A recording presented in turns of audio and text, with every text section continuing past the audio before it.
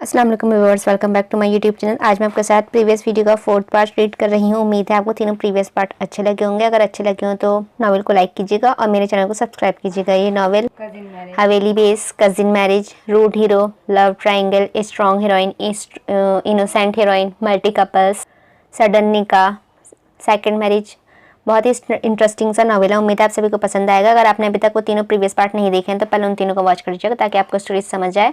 चलिए अपना नॉवेल आगे से स्टार्ट करते हैं। अपनी माँ की हालत देख वो खून के आंसू रोई थी। उन्हें दोनों बाजुओं से थाम कर खड़ा कर अपने साथ कमरे में जाने लगी थी। शामिर को किसी की निगाह से कोई फर्क नहीं पड़ता था सिवाय उस बिलेरी आंखों वाली की, जो उसे एक निगाह कदूरत से तकते वहां से अपनी माँ को लेकर चली गई थी।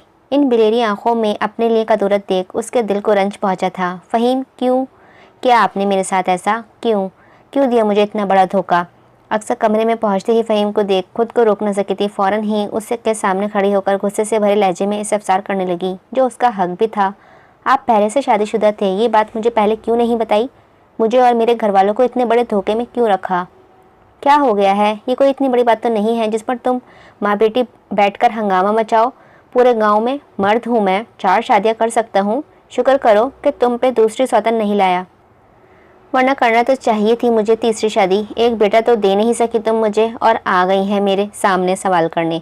फहीम बख्श दांत पीसते हुए अकड़ कर बोला तो जोनी के तन बदन में आग लगी थी। फिर वही बेटे का ताना, कान पक गए थे उनके ये ताने सुन सुनकर। मियाँ बीवी बराबर के शरीक होते हैं, फिर बेटा होने पर सिर्फ मेरे क्या कसूर है? अब शुक्र करें कि मेरी माँ ने भी आपसे नहीं कहा कि कैसे मर्द हो तुम फहीम बख्श चौधरी, जो एक बेटा न जन सके। जूनी उनके रूबरू अकड़ कर तड़ाक से जवाब देते हुए बोली थी तो फहीम बख्श के आग लग गई थी। जबान दराज कहीं की। फहीम बख्श ने तेज के आलम में अपना हाथ उठाया था उसे मारने के लिए। जूनी के लिए कोई नई बात ना थी, वो शुरू से ही ऐसे ही चुप करवाते रहे थे उसे। थप्पड़ उसके चेहरे पर पड़ेगा वो जानती थी, इसीलिए आंखें मीच गई थी। 2-3 लम्हों तक उसने इंतजार किया मगर वो थप्पड़ उसके चेहरे पर लैंड ही नहीं हुआ था। उसने आंखें खोलकर देखा तो सामने का मंजर देख उसकी आंखों में हैरान करने के लिए काफ़ी था। फहीम बख्श का हाथ हवा में बुलंद था, जिसे जोनी ने चेहरे पर पड़ने से पहले ही अमन ने रोक लिया था।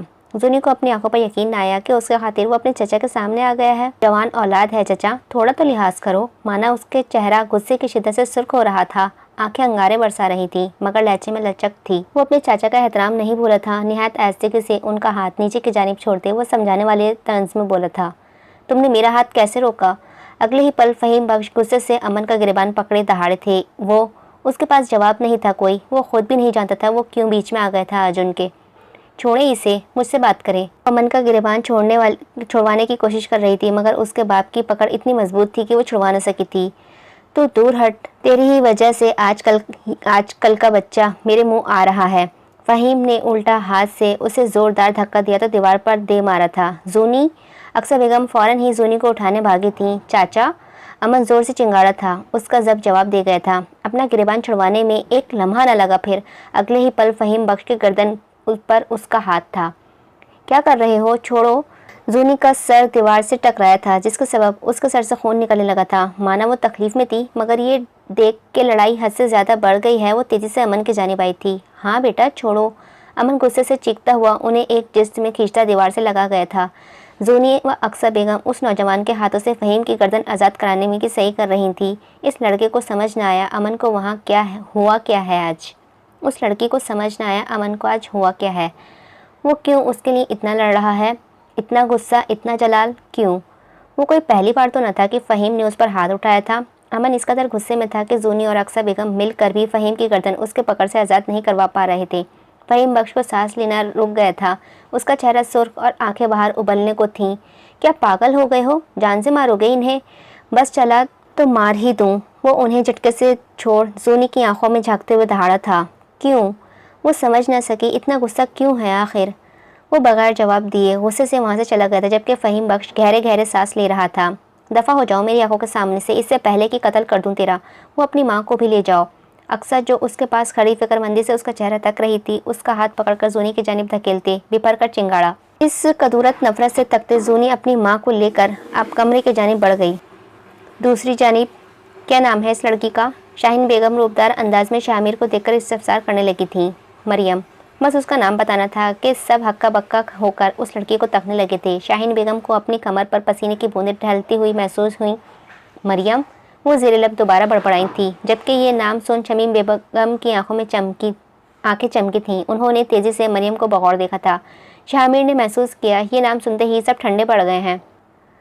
रानी बेगम हो या शाहीन बेगम, कोई भी कुछ बोल नहीं रहा था। बस सब मरियम को तनकीदी निगाहों से सर तपांव घूरे जा रहे थे। कहाँ की है? शाहीन बेगम लड़खड़ाती ज़बान के साथ इस्तफसार करने लगी थी। कराची।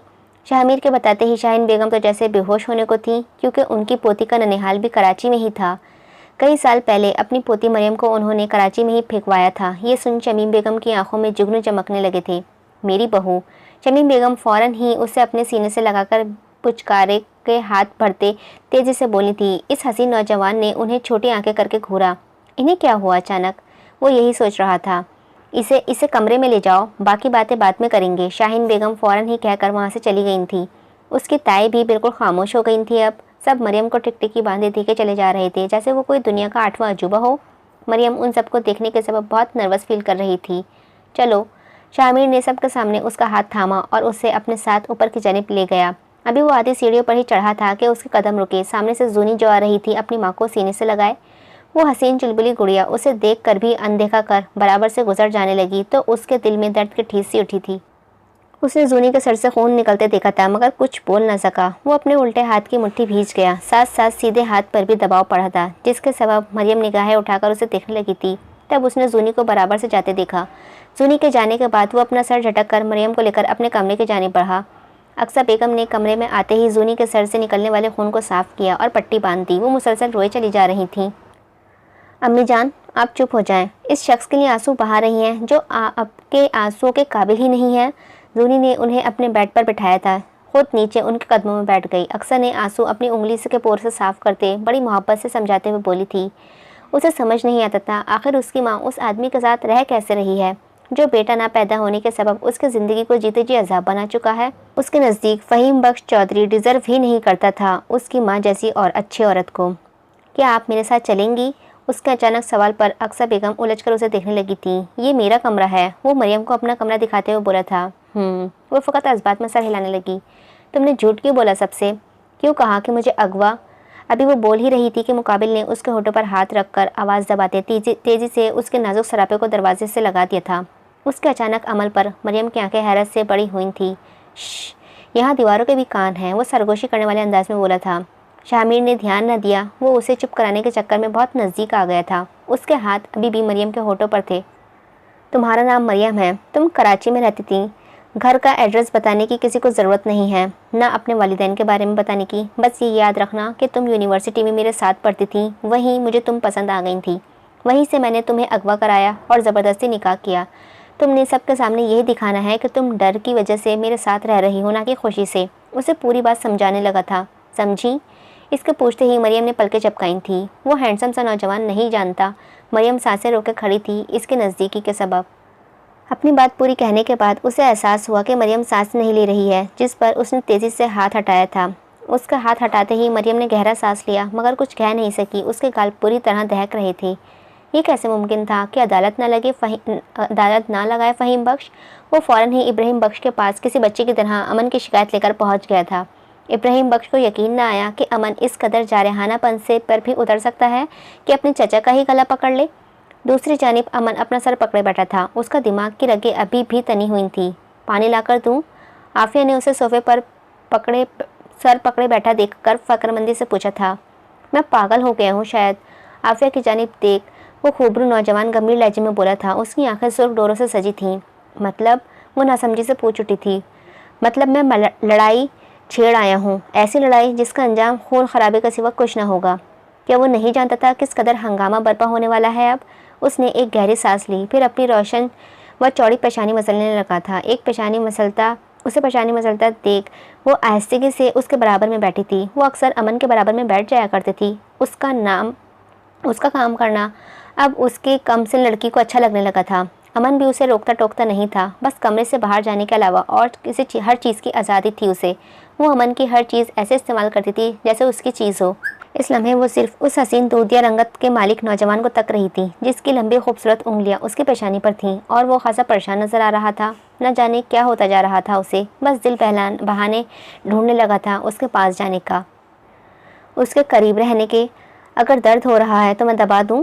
उसने खासा लचकदार अंदाज में इस्तफसार किया था। अभी अमन कुछ कहता है, इससे कबल ही दरवाज़ा नॉक हुआ। मैं देखती हूँ। वो उठने लगी तो अमन ने फ़ौरन ही कलाई थाम ली। उसकी कलाई थामने ही आफिया ने मुड़कर उसे देखा। इसके गोरे हाथ आफिया की सुनहरी रंगत पर अलग ही चमक रहे थे। अपने जिस्म में उसके छूते ही बिजली सी दौड़ती महसूस हुई थी। मेरा ही बुलावा आया होगा। वो एक गहरी सांस भरता तेज़ी से खड़ा हुआ और दरवाजे की जानिब बढ़ गया था। वो बाखूबी वाकिफ था क्या तूफान बर्पा होने वाला है, मगर सोच लिया था अब जब इतना आगे बढ़ ही गया है तो पीछे नहीं हटेगा, चाहे खून खराबा ही क्यों ना हो जाए। हमेशा से दिमाग से काम लेता आया था वो, मगर आज न जाने कैसे वो अपने हवास खो बैठा। कैसे अपने ही चचा के रूबरू खड़ा हो गया। ना सिर्फ खड़ा हुआ, उनका गला तक पकड़ लिया। वो लड़की ना जाने और क्या क्या करवाएगी इससे। वो यही सोचते हुए दरवाज़ा खोल रहा था। बाबा आपको बुला रहे हैं। मर्दों की महफिल लगी हुई है, सब बहुत गजबनाक हुए बैठे हैं। मुलाजमा ने उससे फिक्रमंद लहजे में हालात से आगाह किया था। उसने सर असबात में हिलाया। वो सिर्फ हवेली के मेंबर्स का नहीं बल्कि गांव के लोगों और मुलाजमीन का भी बड़ा लाडला था। उसकी शायद सबसे बड़ी वजह उसका नेक सलूक था। ठीक है अमन, क्या किया है तुमने? फ़हीम क्यों इतना गुस्सा हो रहा है तुम पर? कह रहा है तुमने गला पकड़ा है उसका। अभी वो कमरे से बाहर निकला ही था कि रानी बेगम फ़ौरन ही उसकी जानिब आई थी। वो बहुत परेशान नज़र आ रही थी और सिर्फ उनका ही नहीं बाकी हवेली की औरतों का भी यही हाल था। शाहीन बेगम भी फ़ौरन उसकी जानिब आई थी। अमन माफ़ी मांग लेना, वो आहिस्ते से है हुक्मखाना अंदाज में बोली थी। वो फ़हीम की सारी बातें सुनकर ही अमन के पास दौड़ी हुई आई थी। उन्हें डर था बात बढ़ जाएगी अगर अमन ने माफ़ी ना मांगी थी। उसने कोई जवाब न दिया। उनकी बात सुनकर बहुत तेज़ी से सीढ़ियाँ चढ़ गया। शाहीन बेगम को उसका जवाब ना देना खटके में डाल गया था। आया वो माफ़ी मांगने वालों से भी नहीं है। अगर उसने माफ़ी ना मांगी तो किस कदर बात बढ़ सकती है वह सोचना भी नहीं चाहती थी। वो इब्राहिम बख्श के कमरे में पहुंचा तो वहाँ शाहमीर के अलावा हवेली के सारे मर्द हजरात पहले से मौजूद थे। सिर्फ उसी का इंतज़ार हो रहा था। फ़हीम बख्श का चेहरा गजबनाक हद तक सुर्ख हो रहा था।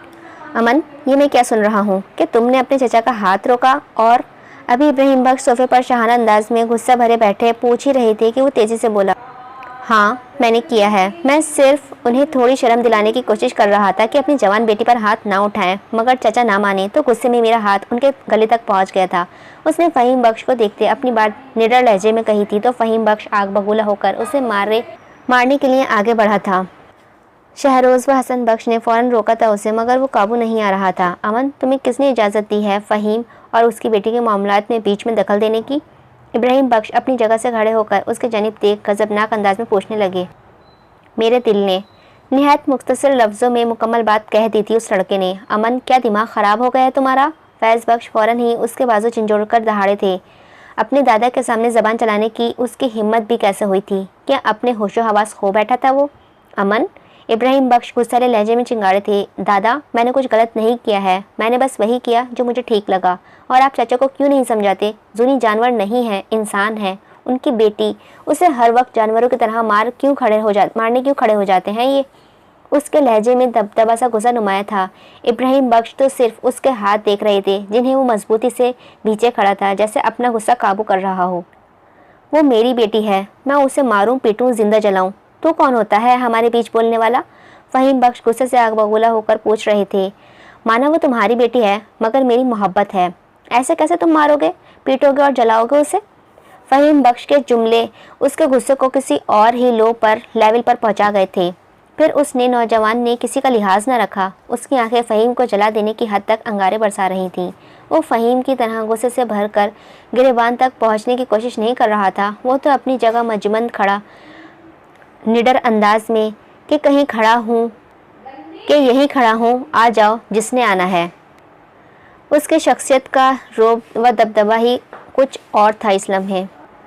अगर आज जूनी उसे देख लेती कि वो किस तरह उसके लिए लड़ रहा है सबसे, तो यकीनन अपने सारे पुराने गिले शिकवे भूल जाती। उसके अदा किए जुमले सब पर एटम बम की तरह गिरे थे। इस बार फ़हीम नहीं, शहरोज़ उसके गिरबान तक आया था। तुम्हारी हिम्मत भी कैसे हुई मेरी मंग पर नज़र रखने की? तो जिस बात का डर था वही सामने आ ही गई थी। इब्राहिम बख्श सख्ते में खड़े अपने दोनों पोतों को दस्त व गिरबान होता देख रहे थे। मांग? अमन ने खासा तंज़ा मुस्कुराते ही लफ्ज़ दोहराया था, गोया जैसे मजाक उड़ा रहा हो। फिर अगले ही लम्हे उसके हाथ अपने गिरबान से झटका। वो चाहता तो शहरोज़ को उसी लम्हे लिटा कर मारना शुरू कर देता। आखिर उसने हिम्मत भी कैसे की उसके गिरबान तक हाथ लाने की? मगर वो अपनी बात कहना चाहता था, वो भी तहम्मुल से, इसीलिए छोड़ दिया था उसे। अमन का जूनी के लिए मोहब्बत का इजहार करना उसकी मंगनी को खतरे में डाल गया था। वो कैसे खामोश होकर एक साइड खड़ा हो जाता। उसने मारे तेज के अपनी पूरी जान लगा के अमन के चेहरे पर मुक्का रसीद किया था। अगले ही पल मुक्के के नतीजे में अमन के होठों से खून निकलने लगा था। उसका मुक्का मारना अमन के जब्त को आजमाने के मुतरादिफ था। अभी वो दूसरा मुक्का मार ही रहा था कि अमन ने उसका मुक्का बनी मुट्ठी हवा में पकड़ ली थी। शहरोज़ ताकत लगाने के बावजूद भी उससे अपनी मुट्ठी नहीं छुड़वा पा रहा था। बच्चे, मेरा जब्त ना आजमाओ। अगर दोबारा जुर्रत की इन्हें मुझ पर उठाने की तो इन्हें ज़िंदगी भर उठने के काबिल नहीं छोड़ूंगा। वो लड़ने के इरादे से नहीं आया था। वो सिर्फ अपनी बात कहना चाहता था, क्योंकि वो जानता था अगर बात बढ़ी तो मज़ीद ख़राब होगी, और वो बात ख़राब नहीं करना चाहता था, ख़ास तौर पर तब जब ये बात उस चुलबुली गुड़िया से मुताल्लिक थी। वो नहीं चाहता था जूनी की ज़िंदगी में उसकी वजह से मज़ीद कोई मुश्किलात पैदा हो। शहरोज़ को चीर फाड़ कर देने वाली निगाहें उसे तकते एक बार फिर उसका हाथ झटक दिया था। शहरोज़, पीछे हटो, अभी फैसला करने के लिए हम यहाँ मौजूद हैं। इब्राहिम बख्श शहरोज़ को पिपरे शेर की तरह दोबारा अमन पर चढ़ता देख तेज के आलम में चीखे थे। शहरोज़ उनकी आवाज़ सुनते ही पीछे हटा था। तो अम्मी ठीक कह रही थी, मुझे मंगनी की जगह शादी पर जोर देना चाहिए था। उस अमन की नीयत जूनी की जायदाद पर ख़राब हो गई है, लेकिन अगर उसे लगता है कि ये बड़ा है और मुझसे हर मामले में ज़्यादा ताकतवर है तो ये आसानी से जूनी को मुझसे छीन लेगा, तो फिर ये अभी जानता नहीं है मुझे। शहरोज़ खा जाने वाली निगाहों से अमन को तकने लगा था। वो पक्का इरादा कर चुका था, चाहे कुछ भी हो जाए जूनी उसे नहीं देगा। अमन, तुम शायद रिश्तों का लिहाज भी भूल गए हो। शहरोज़ तुम्हारा चचाजाद भाई है, जूनी उसकी मंग है। तुम भला कैसे अपनी मोहब्बत कह सकते हो उसे, वो भी यूं सबके सामने बेशर्मी से। एहसन बख्श फ़ौरन ही अमन पर बिगड़े थे, जो उन्हें अपने बेटे के हक पर डाका डालता देख नज़र आ रहा था। शहरोज़ की शादी अगर जूनी से हो जाएगी तो यकीनन शहरोज़ का फ्यूचर सिक्योर हो जाएगा। और एक बाप क्या चाहता है भला? बेशर्मी की क्या बात है इसमें चचा? मैं शादी करना चाहता हूँ इससे, कोई भाग कर ले जाने की बात थोड़ी कर रहा हूँ जो शर्माऊँ। इसके जुर्रत पर इब्राहिम बख्श दादा और वहाँ मौजूद तमाम ही मर्द हजरात दांत पीस रहे थे। अगर तुम्हें इतनी पसंद थी तो पहले क्यों नहीं कहा? इब्राहिम बख्श गुस्से से दहाड़े थे। तब मुझे एहसास नहीं था। फैज़ बख्श, अमन का बाप का दिल चाहा कि अपना सर पीट ले। जब वो उसकी माँ कह कहकर थक गए कि जूनी से मंगनी कर लो, तब इस लड़के ने एक न सुनी, और आज जब उसकी मंगनी हो गई है तो मोहब्बत के नारा लगाकर धड़ल्ले से लड़ने खड़ा हो गया है। उसका दिया सादा सा जवाब शहरोज़ के तन बदन में आग लगाने के लिए काफ़ी था। माना वो लड़की उसकी मोहब्बत ना थी, मगर उसकी होने वाली बीवी तो थी। उसकी गैरत अपनी मंगेतर के तौर पर कबूल कर चुका था वो उसे। उसके नज़दीक अमन ख्वामों का ही बीच में अड़ रहा था। अब अमन, तुम मेरे बड़े पोते हो, मेरा गुरूर। तुमसे मुझे इस अहमकाना हरकत की उम्मीद ना थी। जूनी की मंगनी हो चुकी है और हमारी रजामंदी से हुई है, इसीलिए अगर तुम्हारे अंदर कोई नया एहसास जाग भी रहा है तो इसे अपने अंदर ही सुला दो। अपने दादा के कहे जुमले उस हसीन नौजवान को अपने दिल पर भारी होते हुए महसूस हुए थे। ये मुमकिन नहीं है अब। वो भी उन्हीं का पोता था। जितनी सख्ती से हुक्म सादर किया गया था उतनी ही सख्ती से हुक्म रद्द किया गया था। अगले ही पल एक ज़ोरदार तमाचे की आवाज़ पूरे कमरे में गूंजी थी। इब्राहिम बख्श चौधरी ने पहली बार उस पर हाथ उठाया था आज। उन्हें यकीन नहीं आ रहा था कि सामने खड़ा शख्स उनका पोता अमन बख्श है, जो हर लिहाज और शर्म को पीछे धकेल कर आंधी तूफान की तरह उनके सामने खड़ा हुआ है।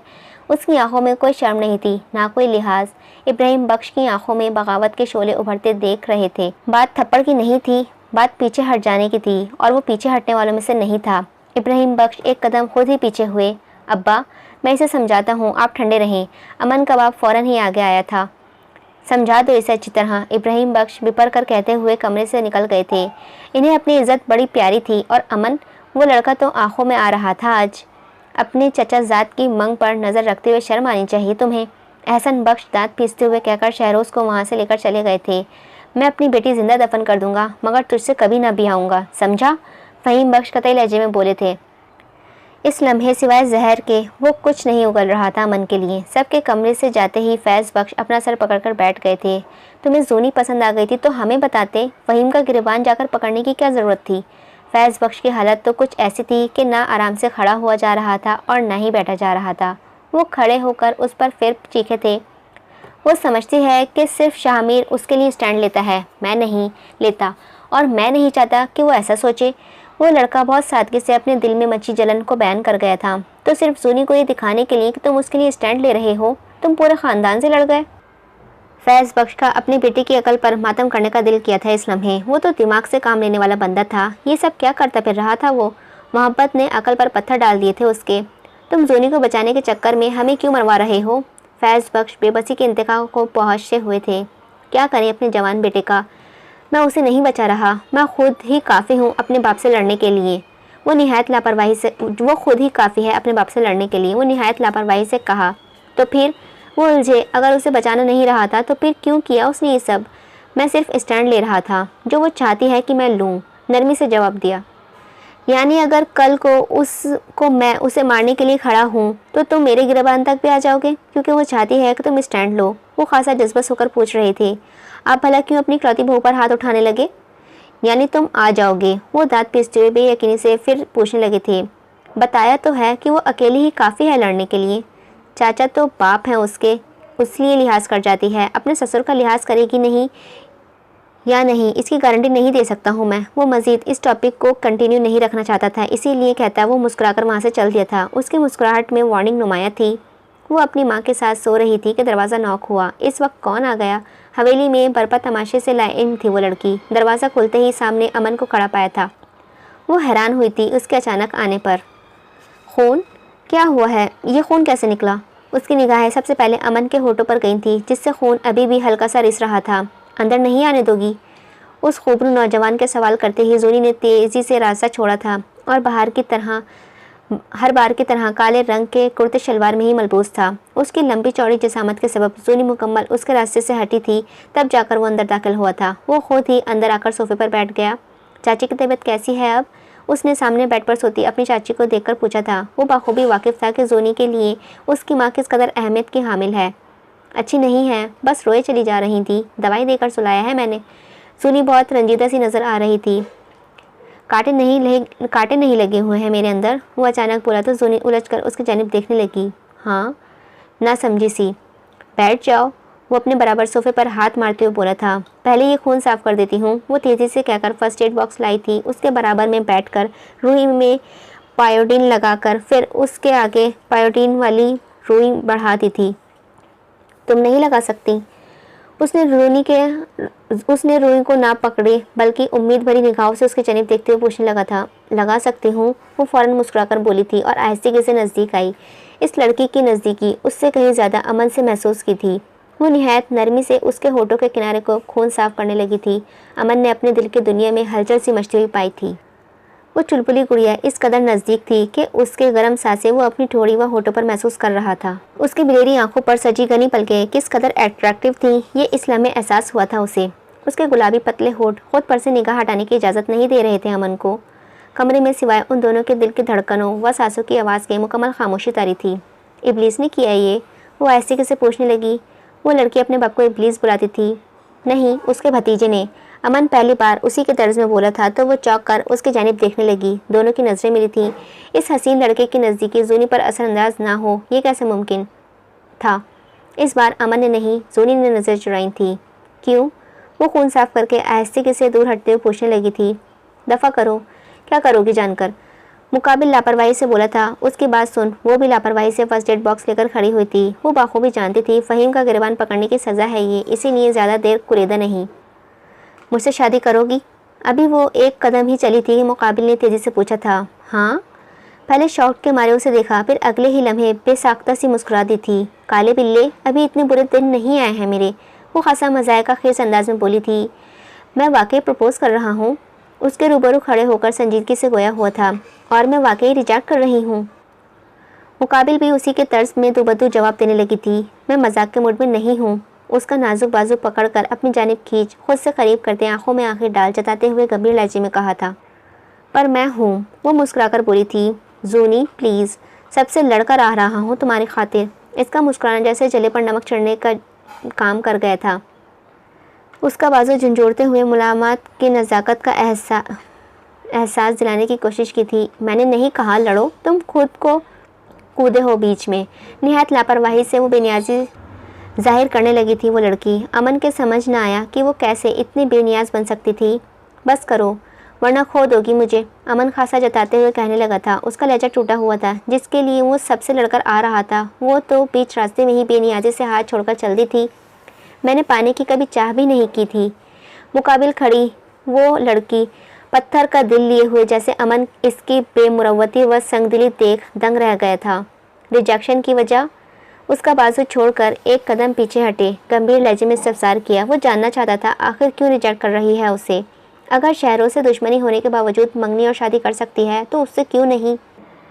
क्योंकि मैं वाकिफ़ हूँ, तुम में और शहरोज़ में ज़्यादा फ़र्क नहीं है। तुम दोनों ही सिर्फ मेरी जायदाद के लिए मुझसे शादी कर रहे हो। शहरोज़ से कोई उम्मीदें नहीं रखती हूँ मैं, मगर तुमसे ना चाहते हुए भी रखने लगी हूँ। वो तकलीफ़ देगा तो सह लूँगी, मगर तुम दोगे तो टूट जाऊँगी, और मैं टूटना नहीं चाहती। जूनी ने साफ गोई से रिजेक्शन की वजह बता दी थी।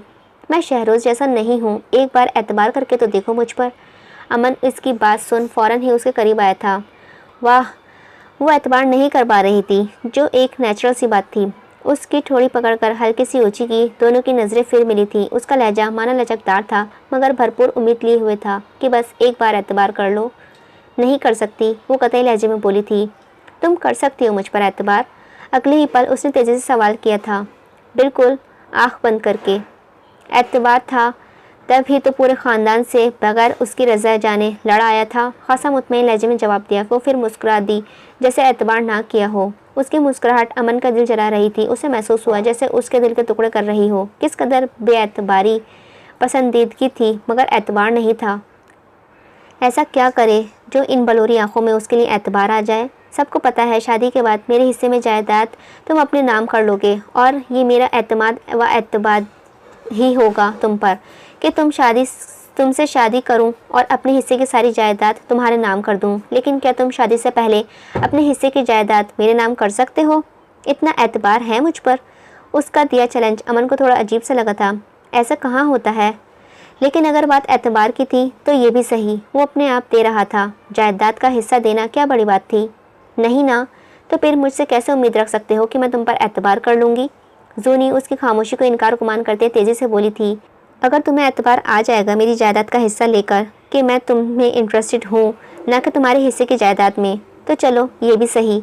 वो खासा लापरवाही से बोला था, साथ साथ उसके दोनों हाथ अपने हाथों में थाम कर अपने दिल के मुकाम पर लगाए। सोनी उसके अमल पर एक दो सानियों के लिए अजीब सी कैफियत में मुब्तला हुई थी। उस लड़की का दिल इतनी ज़ोर से धड़का था जैसे बाहर निकल आएगा। वो अपने दोनों हाथ वापस खींच रही थी, मगर मुकाबिल हटाने नहीं दे रहा था। कुछ महसूस हुआ? कितनी ज़ोर से धड़क रहा है ये। जब भी तुम करीब आती हो इसका यही हाल होता है। जोनी महसूस कर सकती थी उसके दिल की धड़कनों को, मगर वो नहीं जानता उसके दिल की धड़कनों का हाल भी कुछ ज़्यादा जुदा ना था। अमन की बात सुन उस खूबसूरत चेहरा शर्मिंदगी से मुकम्मल सुर्ख पड़ गया था। वो फ़ौरन ही नज़र झुका गई थी, चाह कर भी खुद को ब्लश करने से नहीं रोक पा रही थी। उसे महसूस हुआ जैसे उसके गाल जल रहे हों। अमन उसकी अदा पर लम्हे के लिए शॉक्ड हुआ, फिर अगले ही पल खासा महसूस होकर मुस्कुराने लगा था। शायद वो लड़की नहीं जानती कितनी खूबसूरत लग रही थी वो यूँ शर्माते हुए। काले बिल्ले, कौन सी रोमांटिक मूवी देख कर आ रहे हो ये सीन? रोमांटिक मूवी में देख कर आ रहे हो ये सीन? अमन जेलसी से जैसे बेरुखा व खड़ूस इस कदर रोमानवी हरकत करेगा उसे अंदाज़ा नहीं था। वो पूछे बगैर ना रह सकी। किसी मूवी में नहीं देखा, मैं वाकई तुम्हें अपने दिल की धड़कन चेक करा रहा था ताकि मुझ पर न सही इन धड़कनों पर ही एतबार कर लो। खासा मासूमे से जवाब दिया था। अच्छा, अब हाथ छोड़ो मेरे और निकलो कमरे से। अम्मी उठी तो बहुत सवाल करेंगी। वो अपने हाथ तेज़ी से छुड़वाने लगी थी। इस बार उसकी हालत पर रहम खाते अमन ने भी आहिस्ते से छोड़ दिया था। शामिर उसे कमरे में अकेले छोड़कर चला गया था। पूरा कमरा बगौर देखते हर चीज़ अपनी कीमत खुद बोल रही थी। अभी कमरा देख ही रही थी कि आईने में अपने अक्स को नज़र पड़ी थी। उसके कपड़े खासा गंदे हो रहे थे। ये कपड़े उसने एनी ने दिए थे अस्पताल में। वो अपना हुलिया देखकर ज़ोर से रो पड़ी थी। अरमान कितने चाहों से रखता था उसे, ये याद कर उसके आंसू नहीं रुक रहे थे। आज कैसे उसकी हर ज़रूरत का सामान बिन बोले ही ले आता था। आज कोई नहीं था जो उसकी ज़रूरियात का ख्याल रखे।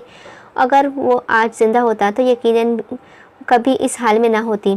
फिर अचानक याद आया कि अब वो मिसेस अरमान नहीं रही, अब तो वो मिसेस शामिर बन चुकी है। इस हकीकत ने जैसे दिल को तड़पा कर रख दिया था। अरमान अकेला नहीं गया था इस दुनिया से, वो तो उसके सारे अरमान व ख्वाब अपने साथ ही ले गया था। न जाने कितनी ही देर वो खड़ी रोती रही, फिर जैसे खुद को संभालती अपने आंसू साफ करने लगी। उससे कपड़ों की ज़रूरत थी, मगर उसके पास कोई सूट ना था।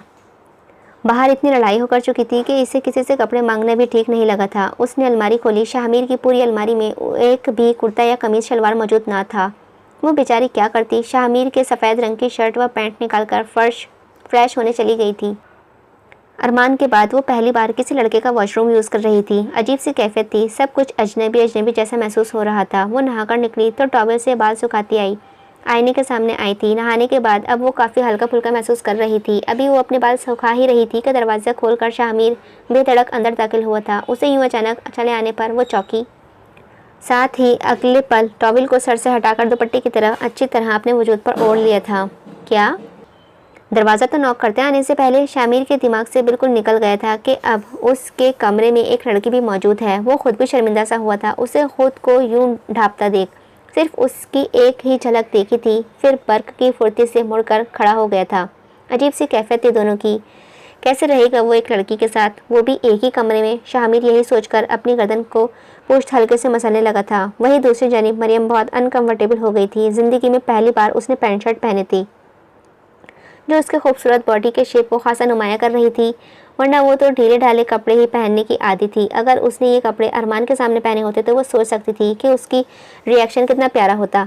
यकीनन वो मज़ीद फिदा हो जाता उस पर। मगर अब सामने अरमान नहीं था, सामने शामिर खड़ा था जिसे वो जानती तक नहीं थी। उसके सामने ऐसे कपड़े पहनकर रहना बहुत अनकम्फर्टेबल फील कर रही थी। मगर क्या करती, कोई दूसरे कपड़े भी तो नहीं थे उसके पास।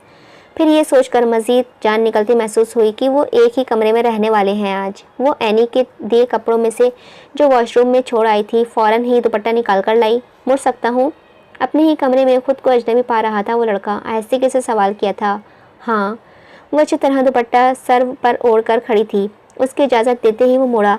अब वो लाइट नीले रंग के दुपट्टे से सर को कवर किए हुए थी, मगर शामिर की निगाह उसकी गीली आबशार पर गई थी जो दुपट्टे के नीचे से जाहिर हो रहे थे। दुपट्टा सिर्फ उसके आधे बालों को ही कवर कर सका था, बाकी नीचे से आधे जो कमर को ढाके नजर आ रहे थे वो नुमाया थे। वो देख चुका था कि मरियम उसके कपड़े पहने हुई है, मगर कहा कुछ नहीं। वो मेरे पास कोई कपड़े नहीं थे पहनने के लिए, इसीलिए तुम्हारी अलमारी से निकाल लिए। उम्मीद है तुम बुरा नहीं मानोगे। वो खासा लचकदार अंदाज में बोली थी, जैसे शर्मिंदा हो रही हो। वो फ़कत इस बात में सर हिलाकर अलमारी की जानिब बढ़ा। उसके कुछ ना बोलने के सबब मरियम अब पहले से ज़्यादा अनकंफर्टेबल हो गई थी। बंदा झूठे मुँह ही बोल देता है कि इट्स ओके, कोई बात नहीं, मगर इसने तो रस्मी तौर पर भी कुछ नहीं कहा था। अगर तुम्हें बुरा लगा है मेरा तुम्हारे कपड़े पहनना तो मैं उतार देती हूँ। वो शर्मिंदगी के साथ उसके जानिब मुखातिब होकर बोली थी। बिल्कुल उतार दो। वो सपाट से लहजे में पलट कर गोया हुआ तो मरियम उसका चेहरा देख कर रह गई थी। ओके। एक लम्हे के लिए यकीन न आया कि वो वाकई इतना बुरा बेमुरवत इंसान है। वो फ़ौरन ही कपड़े चेंज करने चलती थी। उसने अपने गाल मारे शर्मिंदगी के दहकते हुए महसूस किए थे। शामिर अभी अपने कपड़े निकाल कर पलटा ही था कि वो एनी के दिए कपड़े पहनकर उसके कपड़े हाथ में उठाकर ले आई थी। ये लो। उसने नजरें झुकाए उसके जानिब कपड़े बढ़ाए थे। शामिर उसकी झुकी आंखों को बगैर देख रहा था। मुझे क्यों पकड़ा रही हो? हैंगर करके रखो वापस, उसने सर्द मैरी से कहा था। तो मरियम ने फिर उसका चेहरा देखा था। उसकी निगाहें पढ़ पाना नामुमकिन सा था। वो नहीं पढ़ पाई थी कि वो इस लम्हे क्या सोच रहा था। इस लम्हे उसे महसूस हुआ कि बहुत बड़ी गलती कर बैठी है एक अजनबी से निकाह करके, जो उसके साथ एक सूट शेयर नहीं कर पा रहा अपना। वो पूरी ज़िंदगी क्या शेयर करेगा?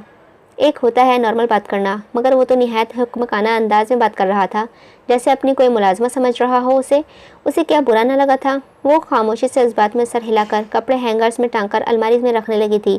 शामिर खामोशी से उसके पास खड़ा रहा, हत्ता कि उसने कपड़े टांगकर अलमारी बंद की। अभी वो अलमारी बंद करके पलटी ही थी कि शामिर एक हाथ अलमारी पर टिकाकर उसके सामने आकर बिपर कर खड़ा हुआ। उसकी आंखें में शदीद बेरहमी थी। मरियम उसके पास अचानक सामने आने पर बौखलाहट का शिकार हुई थी। वो बिल्कुल अलमारी से चिपक गई थी। ये क्या कर रहे हो तुम? उसके सवाल पर मरियम उलझकर उसका खूबसूरत चेहरा देखने लगी थी। मिस चश्मिश, ये आपके माँ बाप का घर नहीं है, ये पत्थर दिल लोगों की हवेली है। यहाँ वही जीता है जिसे लड़ना आता है अपने लिए, वरना बेच खाएंगे ये लोग तुम्हें। मरियम उसके नज़दीक ज़रूरत से ज़्यादा ही सीधी थी और वो सोचना भी नहीं चाहता था कि उसके पीछे ये लोग क्या करेंगे उसके साथ। हर वक्त वो तो नहीं हो सकता ना उसे बचाने के लिए, इसीलिए उस लड़के को खुद अपने लिए लड़ना आना चाहिए, उसने खासा भरामी से कहा। तो मरियम की आंखों में आंसू भर आए थे। वो पहले ही दिल बदरश्ता थी, अब उस पर शामिर का यूँ बराहम होना उससे बर्दाश्त न हुआ था। देखो मेरी तरफ। उसे रोता देख शामिर नरम पड़ा था। फ़ौरन ही आवाज़ में लचक नुमाया हुई थी। मरियम सर नीचे करके रो रही थी। उसके कहने पर भी सर ऊंचा नहीं किया तो मुकाबिल ने उसकी थोड़ी नरमी से पकड़कर ऊंची की, इतनी ऊंची कि उसकी आंखों में झांक सके। मिस चश्मिश, मेरा मकसद तुम्हें डराना या तकलीफ देना नहीं था, सिर्फ समझाना था कि हर किसी की बात चुपचाप ना मानो, चाहे वो मैं ही क्यों ना हूँ। लड़ो अपने लिए, अपने हक के लिए। जो सही ना लगे निडर होकर उसका रद्द करो। कोई डरने की ज़रूरत नहीं है, कोई कुछ नहीं बिगाड़ सकता तुम्हारा यहाँ, कोई तुम्हारे पीछे, क्योंकि तुम्हारे पीछे मैं खड़ा हूँ, और मैं ना भी हूँ तो भी तुम्हें अपने लिए बोलना आना चाहिए। शामिर के जुमले डायरेक्ट उसके दिल पर जाकर लगे थे, ख़ास तौर पर तुम्हारे पीछे मैं खड़ा हूँ। ये जुमला तो जैसे दिल की गहराइयों तक उतरा था। ज़िंदगी में पहली बार कोई उसे हिम्मत दे रहा था कि वो अपने हक़ के लिए लड़े, अपने हक़ के लिए बोले। जो सही लगता है उसे सही और जो गलत लगता है उसे गलत कहे। चलो अपनी ये मोती साफ़ करो और मुझे अपने चश्मे का नंबर दे दो, मैं नया चश्मा बनवा के ले दूँगा तुम्हें। उसकी आंखें से बहते आंसू अपने अंगूठे से पूरे से साफ करते हुए नरमी से गोया हुआ था। एक्सीडेंट में मरियम का चश्मा टूट गया था और ये बात शामिर को अच्छी तरह से याद थी। उसके हाथों का नंबर नर्म व गर्म लम्स मरियम को करंट झटके की तरह महसूस हुआ था। अरमान के बाद वो दुनिया का पहला मर्द था जिसने उसके आंसू पोंछे थे। वैसे मिस चश्मिश निहायत लापरवाही सी है, उसके कान के पास मुंह लाकर बोला था। सेड्यूस करने की कोशिश कर रही थी, इतना हॉट बनकर मुझे। उसके अचानक सवाल पर मरियम के कान खड़े हुए थे। अगले ही पल वो फटी फटी आंखों के साथ उसके चेहरे को तक रही थी। इस हैंडसम नौजवान की आंखों में शोखी मचलती महसूस हुई। मरियम का रिएक्शन ने शामिर को खासा मुतमईन किया था। वो प्लेफुल अंदाज में होठों को गोल करके उसके लाल होते गालों पर एहतजाजी नज़रों को तकने लगा था। नहीं, वो तेज़ी से बोली थी, मेरे पास कपड़े नहीं थे, सिर्फ इसीलिए तुम्हारे कपड़े पहने।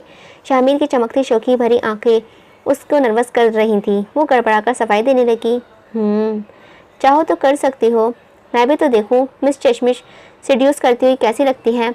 उसके चेहरे के करीब अपना चेहरा लाकर भर्राई हुई आवाज़ में कहा तो मुकाबिल को लगा उसका दिल उछलकर बाहर ही निकल आएगा।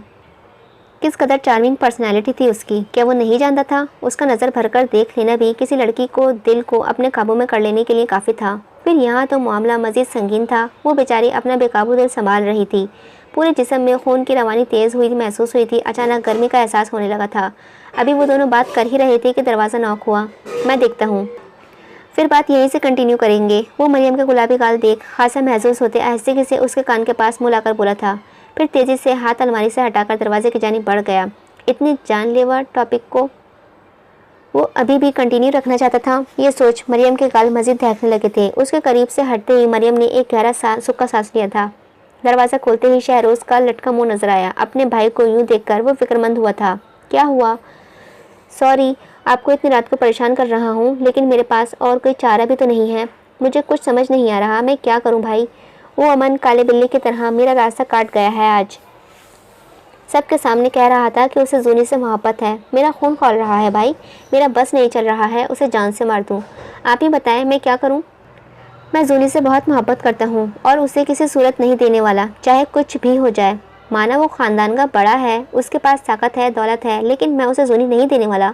मुझे पता है दादा और बाकी सब अभी तो मेरे हक़ में हैं, लेकिन अगर अमन इसी तरह अपनी ज़िद पर अड़ा रहा तो सब उसी के हक़ में चले जाएंगे। मैं बहुत डर गया हूँ भाई, मैं क्या करूँ। शहरोज़ दरवाज़ा खोलते ही उसके गले लगा था। शामिर की जान बसी थी शहरोज़ में। वो उसे अपना भाई नहीं अपनी जान मानता था। उसकी पूरी बात सुन शामिर का गुस्सा सवानेज़े पर पहुँच गया था। और जूनी, उसका क्या वो भी? उसकी आंखें सुर्ख अंगारा हो रही थी ये सवाल करते वक्त। वो तो जुमले तक मुकम्मल नहीं कर सका था। जूनी अमन को पसंद करती है, उसे नहीं। जैसे उस ख्याल नहीं उसे अंदर से अंदर तक तोड़ दिया था। मरियम से निकाह सिर्फ उसे तहफ़्फ़ुज़ देने के लिए किया था। उससे ज़्यादा उस निकाह की उस वक्त कोई अहमियत नहीं थी शामिर की नज़र में। अगर शहरोज़ का फ्यूचर सिक्योर ना करना होता या शहरोज़ का भाई ना होता तो यकीनन अमन के सामने इस वक्त शहरोज़ नहीं वो खड़ा होता। अपनी पसंद अपने भाई की मोहब्बत में छोड़ दी थी। इस कदर वालेहाना मोहब्बत थी अपने भाई से।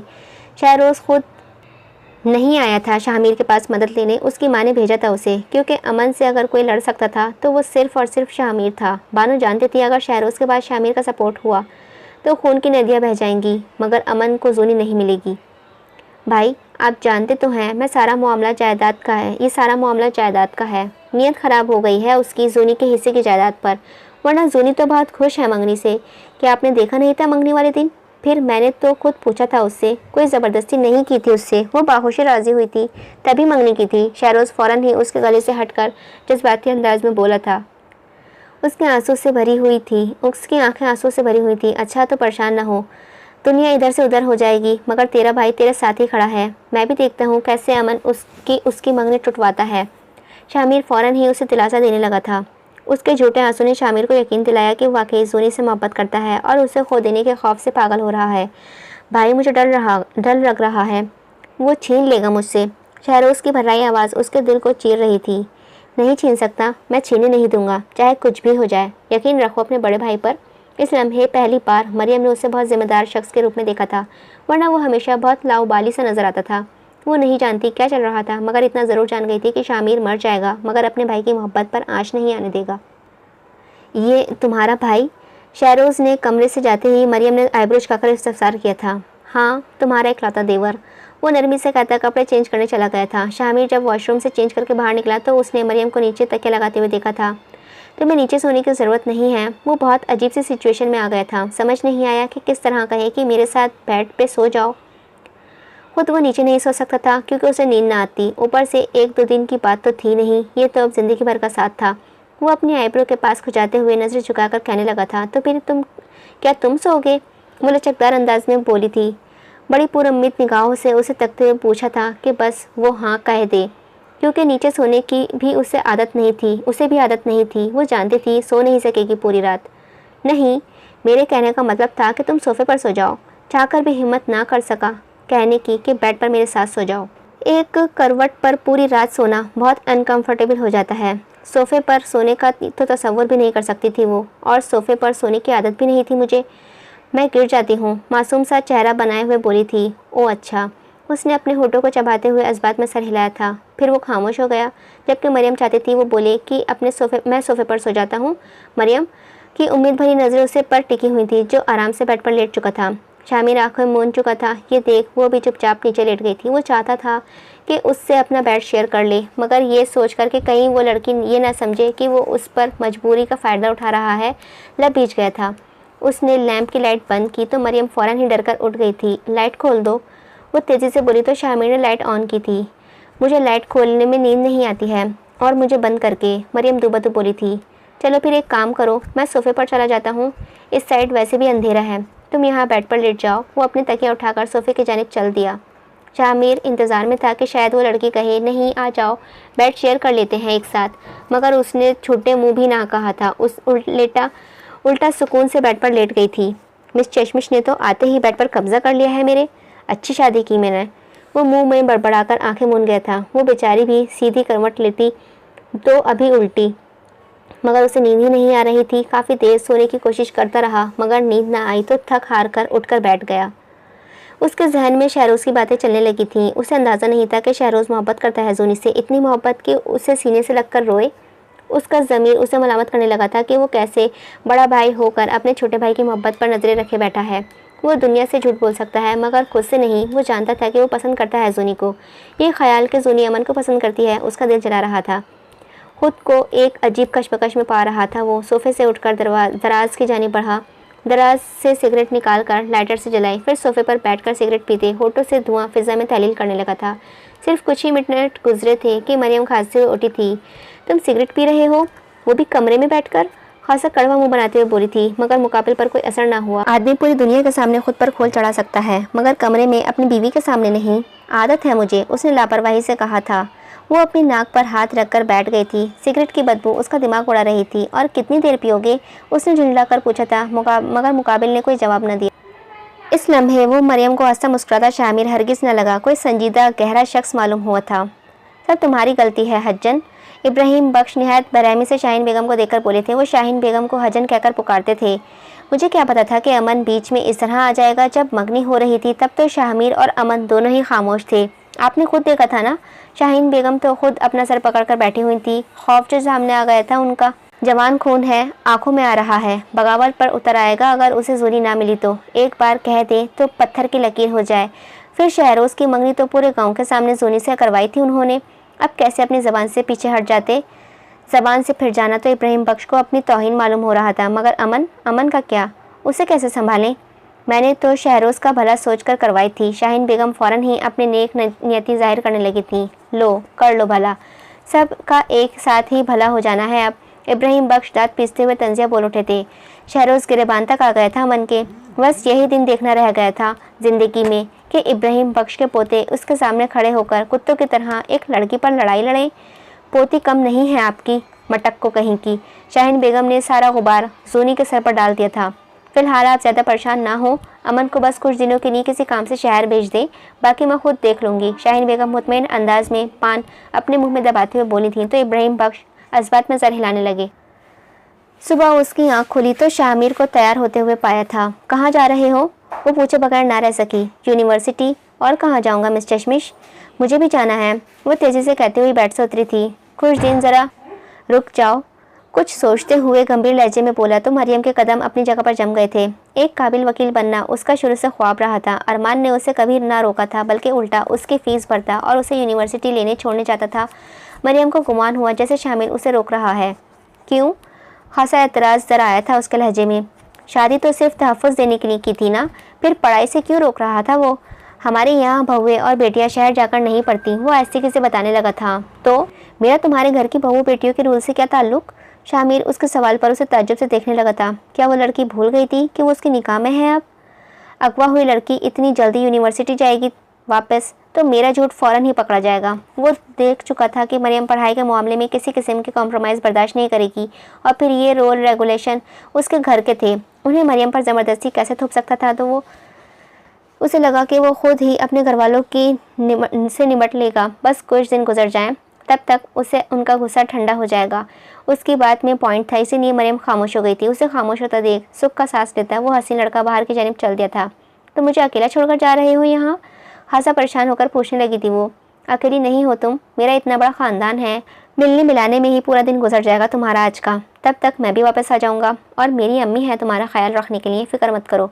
बस किसी से कुछ मत बोलना, मेरी अम्मी से भी नहीं। आखिर जुमला उसने बड़े जमाव के साथ अदा किया था। ओके, वो कहकर वापस बेड पर बैठ गई थी, जबकि शामिर कमरे से चला गया था। जूनी। आज नाश्ते की टेबल पर अमन नहीं था, बाकी सब मामूल के मुताबिक मौजूद थे। जैसे ही जूनी आई, शहरोज़ फ़ौरन ही अपनी कुर्सी से खड़ा होकर उसके लिए कुर्सी खिसकाने लगा था। वो आकर बैठी तो खाते वक्त उसे अपने चेहरे पर किसी की निगाहें की तपिश महसूस हुई थी। उसने निगाहें उठाकर देखा तो ऊपर रेलिंग को एक हाथ से पकड़े और दूसरे हाथ में पानी से भरा गिलास लिए अमन खड़ा नजर आया था। उसकी आंखें आग बरसाती मालूम हुई थी। उसने पलट जवाब में हल्का सा मुस्कुराकर उसे देखा था। जोनी ने मुस्कुराहट उस लम्हे उसका दिल जला रही थी। कल की लड़ाई के बाद रानी बेगम ने उसे समझाया था कि कुछ दिनों के लिए वो ठंडा होकर बैठ जाए, फिर सारा मामला खुद ही संभाल लेंगी, वरना अगर अभी उसने कोई कदम उठाया तो फ़हीम मज़ीद बिगड़ जाएगा। अभी वो चुलबुली गुड़िया ऊपर ही देख रही थी कि शहरोज़ ने उसकी प्लेट में नाश्ता सर्व किया। ये देख अमन के सीने में मज़ीद आग लगी थी। शुक्रिया, उसने मुस्कुराकर शहरोज़ का शुक्रिया अदा किया। तो सब उन्हीं की जानिब देखने लगे थे। वो चमचा उठाने लगी तो उसी लम्हे शहरोज़ ने भी चमचा उसी के पकड़ने के लिए उठाया था। दोनों की बैक वक्त चमचा छूने के सबब हाथ मिस हुए। क्योंकि दोनों के हाथ अचानक मिस हुए थे, इसीलिए दोनों ही चौंक कर एक दूसरे को देखने लगे। मगर वो लड़की नहीं जानती, उसका यूं शहरोज़ को देखना अमन के दिल पर छुरियां चला गया था। अगले ही लम्हे मारे तेज के उसने हाथ में पकड़ा गिलास ऊपर फ्लोर से नीचे फर्श पर दे मारा। कांच का गिलास ऊंचाई से गिरने के सबब ठस करके टूटा था। गिलास टूटने पर सब चौंककर ऊपर की जानिब देखने लगे, जहां वो खूबरू नौजवान गुस्से से लाल पीला होता नजर आया था। उसके जलाल पर जहां बाकी सब खौफजदा हुए थे, वहीं जूनी होठों को चबाते नजरें झुकाकर बामुश्किल अपनी हंसी रोक रही थी। अमन। रानी बेगम अपने बेटे को देखकर फौरन ही ऊपर की जानिब भागी थी। वो अमन को वहां से ले गई थी, जबकि इब्राहिम बख्श गुस्से से भिपर कर नाश्ता छोड़कर चले गए थे। आज मेरे साथ शहर चलोगी घूमने? वो लड़की दरख्तों के पेड़ तोड़ने की कोशिश कर रही थी जब शहरोज़ वहां आकर नरमी से पूछने लगा था। वैसे तुम हॉस्टल कब जा रहे हो वापस? वो गार्डन में पत्थर ढूंढते हुए बगौर उसकी जानिब देखकर पूछने लगी थी। तुम चाहती हो मैं चला जाऊं? उसने तो सिर्फ मुरव्वत में पूछा था। हाँ, मगर सामने की जानिब से बड़ा सपाट जवाब सुन वो शर्मिंदा सा हो गया था। क्यों? उस नाजुक हालत में वो कैसे जा सकता था हॉस्टल रहने? क्योंकि तुम्हारी पढ़ाई का हर्ज हो रहा है यार। उसे पत्थर मिल गया था। वो उसे उठाकर उसकी जानिब देख मुस्कुराकर बोली थी। ओह, वैसे तुम कितनी खुशनसीब हो ना, तुम पढ़ने के लिए शहर जा सकते हो। ये जुमला अदा करते वक्त उसकी आंखों में शदीद रश्क उभर आया था। उसे बाहर गर्मी लग रही थी। वो हल्का सा हाथ पंखे की तरह अपने ऊपर लहराते अज़बात में सर हिलाने लगा। मैं इंजीनियर बनना चाहती हूँ शहरोज़, आगे पढ़ना भी चाहती हूँ, शहर जाना चाहती हूँ पढ़ने के लिए। क्या तुम मेरे लिए कुछ कर सकते हो? उसने पुरउम्मीद निगाहों से शहरोज़ को तकते हुए पूछा था। शहरोज़ उसकी बात तहम्मुल से सुनता रहा, मगर कुछ कहा नहीं, क्योंकि अब वो सिर्फ शादी करना चाहता था, वो भी जल्द से जल्द। उसका जूनी के ख्वाबों से कोई वास्ता नहीं था और ना ही उसके लिए कोई स्टैंड लेने का सोच रहा था। वैसे भी शादी के बाद उनके यहाँ कोई औरतें कहाँ पड़ती हैं। ये बातें हम बाद में कर लेंगे, पहले अभी बताओ, शहर चलोगी मेरे साथ घूमने? उसने अपना फिर सवाल दोहराया था। शहरोज़ ने उसके ख्वाबों को एकदम नज़रअंदाज किया था। वो कैसे महसूस न करती? वो हल्का सा मुस्कुरा दी। वो मुस्कुराहट बहुत मायनेखेज थी, मगर शहरोज़ समझने से कासिर था। बिल्कुल, कब चलना है बताओ? वो मुस्कुराकर तेज़ी से पूछने लगी थी, जैसे बहुत एक्साइटेड हो। जल्दी से तैयार होकर आ जाओ, चलते हैं फिर। मैंने दादा से इजाज़त ले ली है। वो बहुत खुश होकर बताने लगा, मुतमईन जो हो गया था कि जोनी की रिएक्शन से। बस 5 मिनट दो, मैं आती हूँ। वो मुस्कुराती हुई वहाँ से कहकर तेज़ी से अंदर की जानिब बढ़ गई थी। अच्छा सुनो तुम, जब तक मेरे लिए 2-3 बेर तोड़ दो, मैं गाड़ी में खा लूँगी। इतना तो कर ही सकते हो ना तुम अपनी मंगेतर के लिए। दरवाजे पर पहुँचकर जैसे कुछ याद आया हो, वो फिर पलटकर तेज़ी से उसकी जानिब आई। उसे पत्थर पकड़ा दिए। आखिर जुमला खासा जताते हुए तंज़े अदा किया था उस लड़की ने, मगर लहजा इस कदर मीठा और चाशनी में भरा हुआ था कि मुकाबिल महसूस ही नहीं कर सका। बिल्कुल, और कोई हुक्म? उसने सर खम करते हुए मुस्कुराकर कहा था। नहीं, तुम बस बेड़ ही तोड़ दो, बहुत है। तूने निहायत कड़वे लहजे में बोली। उसका अचानक बदला हुआ लहजा शहरोज़ ने महसूस किया और फ़ौरन उसकी जानिब सर उठाकर देखा, मगर वो अगले ही लम्हे मुस्कुरा दी। वो उसे शहर घुमाता फिर रहा था। दौरान सफ़र जोनी ने उसे मुसलसल सवालात करती रही थी, जैसे गाँव से कौन सी गाड़ी शहर जाती है, कौन सा शहर कितना दूर है, वगैरह वगैरह। वो भी मुस्कुराते हुए मुसलसल उसके जवाबात दे रहा था, बगैर कुछ ज़्यादा सोचे। शहरोज़ उसे एक ज्वेलरी की शॉप पर लाया। जोनी अपने लिए ज्वेलरी देखने के लिए कि अचानक ही शहरोज़ की निगाहें एक इयररिंग पर गई थी। वो स्टार की शेप में थे, जिनमें नग जड़े हुए थे। ना जाने क्यों उन्हें देखते ही उसकी आंखों में आफिया का खूबसूरत सरापा लहरा गया था। उसने फ़ौरन पलटकर देखा। जोनी अंदर की जानिब अंगूठियाँ देखने में मशगूल थी। वो अब इयररिंग पैक करवा कर अपने कोट की जेब में डाल लिए। कुछ पसंद आया? वो जोनी की जानिब बढ़ता, उसके अंगूठियाँ पहनकर ट्राई करता देख फ़ौरन तजस्सुस से इस्तफसार करने लगा था। हाँ, ये अच्छी लग रही है ना? उसने अपने हाथ में पहनी हुई अंगूठी दिखाते हुए कहा था। हाँ, अच्छी लग रही है, पैक करवा दूँ? बिल्कुल। वो थकी हारी घर लौटी थी, हाथों में शॉपिंग बैग थे। वो उन्हें हाथों में हिलाते हुए मज़े से अपने कमरे की जानिब बढ़ रही थी कि अचानक अनजानी गिरफ्त में उसका हाथ खींचा था। उसकी आंखें शौक से भरी हुई थी। अगले ही लम्हे उसने अपने आप को दीवार से पिन पाया। क्या करती फिर रही हो तुम? वो दांत पीसते हुए पूछ रहा था। उसकी आंखें सुर्ख अंगारा हो रही थी। एंजॉय। वो खासा मुस्कुराकर लापरवाही से गोया हुई थी, जिसे जला रही हो उसे। तुम्हें जितना एंजॉय करना है मेरे साथ करो। अगर आइंदा इसके साथ कहीं गई तो मुझसे बुरा कोई नहीं होगा। अमन का चेहरा सुर्ख पड़ता जा रहा था हमारे गज़ब व गुस्से के, मगर मजाल है कि सामने खड़ी लड़की बुरी को रत्ती बराबर भी कोई फ़र्क पड़ा हो। ओह, काला बिल्ला जेलस हो रहा है। वो होठों को गोल कर महसूस अंदाज में बोली थी। जोनी, बस करो, ऐसे मत दिखाओ कि तुम्हें फ़र्क नहीं पड़ता, क्योंकि मैं जानता हूँ तुम्हें पड़ता है। मेरे सामने खोल चढ़ाकर रखने की ज़रूरत नहीं है तुम्हें, क्योंकि तुम्हें मुझसे बेहतर कोई नहीं जानता। उसके लफ्ज़ों में अपना हाथ डाल, जुल्फ़ों में अपना हाथ डाल, जड़ों पर अपनी गिरफ्त पकड़ते झंझोड़ कर आंखों में आंखें डालकर पूरा एतमाद लहजे में जताते हुए कहा था। यकीन करो काले बिल्ले, तुम नहीं जानते कि मैं कितनी कुत्ती चीज़ हूँ। बाद में मत कहना कि मैंने वार्न नहीं किया था। माना उसने खोबरू नौजवान के बालों की गिरफ्त के सबब तकलीफ़ हो रही थी। आंखों में सुर्ख भी उभर आई थी, मगर चेहरे पर जाहिर ना होने दिया। प्लेफुल अंदाज में एक आंख विंग करते हुए मुस्कुराकर बोली थी। मैं भी वार्न कर रहा हूँ, मुझे डबल क्रॉस करने की जरूरत मत करना जुनैशा बख्श चौधरी, वरना तुम्हारी रूह तक काँप जाएगी, ऐसे सज़ा दूंगा। उसके होठों के करीब अपने होठ लाकर एक एक लफ्ज़ चबा चबा कर दांत पीसते हुए तनबिया वाले लहजे में कहा था। तुम तो शहर गए हुए थे, इतनी जल्दी कैसे लौट आए? उसने जैसे ही एकदम मौजू तब्दील किया था। हाँ, शहर गया हुआ था, मगर रास्ते में ही गाड़ी ख़राब हो गई, इसीलिए लौट आया। अच्छा ही हुआ कि लौट आया, वरना मुझे तो पता ही नहीं चलता कि तुम मेरे पीछे क्या करती फिर रही हो। उसके जुल्फ़ों पर अपनी पकड़ ढीली करके वो आहिस्ते से दांत पीसते हुए तंजे लहजे में गोया हुआ था। ओह हेलो, मैं डरती नहीं हूँ तुमसे। मैं तुम्हारे सामने भी इतने ही धड़ल्ले से जाती जितना तुम्हारे पीछे गई हूँ, ओके? वो खासा जताते हुए छोटी आंखें बगौर उसके चेहरे को तकते गोया हुई थी, तो मुकाबिल जज्बस होकर पूछे बगैर न रह सका था। तुम चाहते क्या हो आखिर? हाय, ये क्या सवाल कर लिया काले बिल्ले? ज़्यादा कुछ नहीं, बस एक छोटा सा घर, तुम मैं और हमारे प्यारे प्यारे से 6-7 बच्चे। 2-3 तुम पर चले जाएं और 2-3 मुझ पर, बल्कि नहीं, सारे मुझ पर जाएं, क्योंकि मैं बहुत क्यूट हूँ।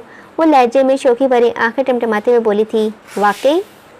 उसका जवाब तवक्का के बिल्कुल बरअक्स मिला था अमन को। वो मुकाबिल की बिलोरी आंखों में झांकते ही बड़ी मोहब्बत और बेयकीनी से पूछने लगा था। अमन समझ नहीं पाता था क्या ये सिर्फ मजाक की हद तक है या वो वाकई उसके साथ एक छोटी खूबसूरत ज़िंदगी का ख्वाब देखती है। उसने महसूस नहीं किया उसके जज्बात कितनी आसानी से जूनी पल में बदल देती थी। कहाँ उसके गुस्से को आसमानों तक पहुंचा दिया था और कहाँ लम्हे भर में ठंडा कर दिया।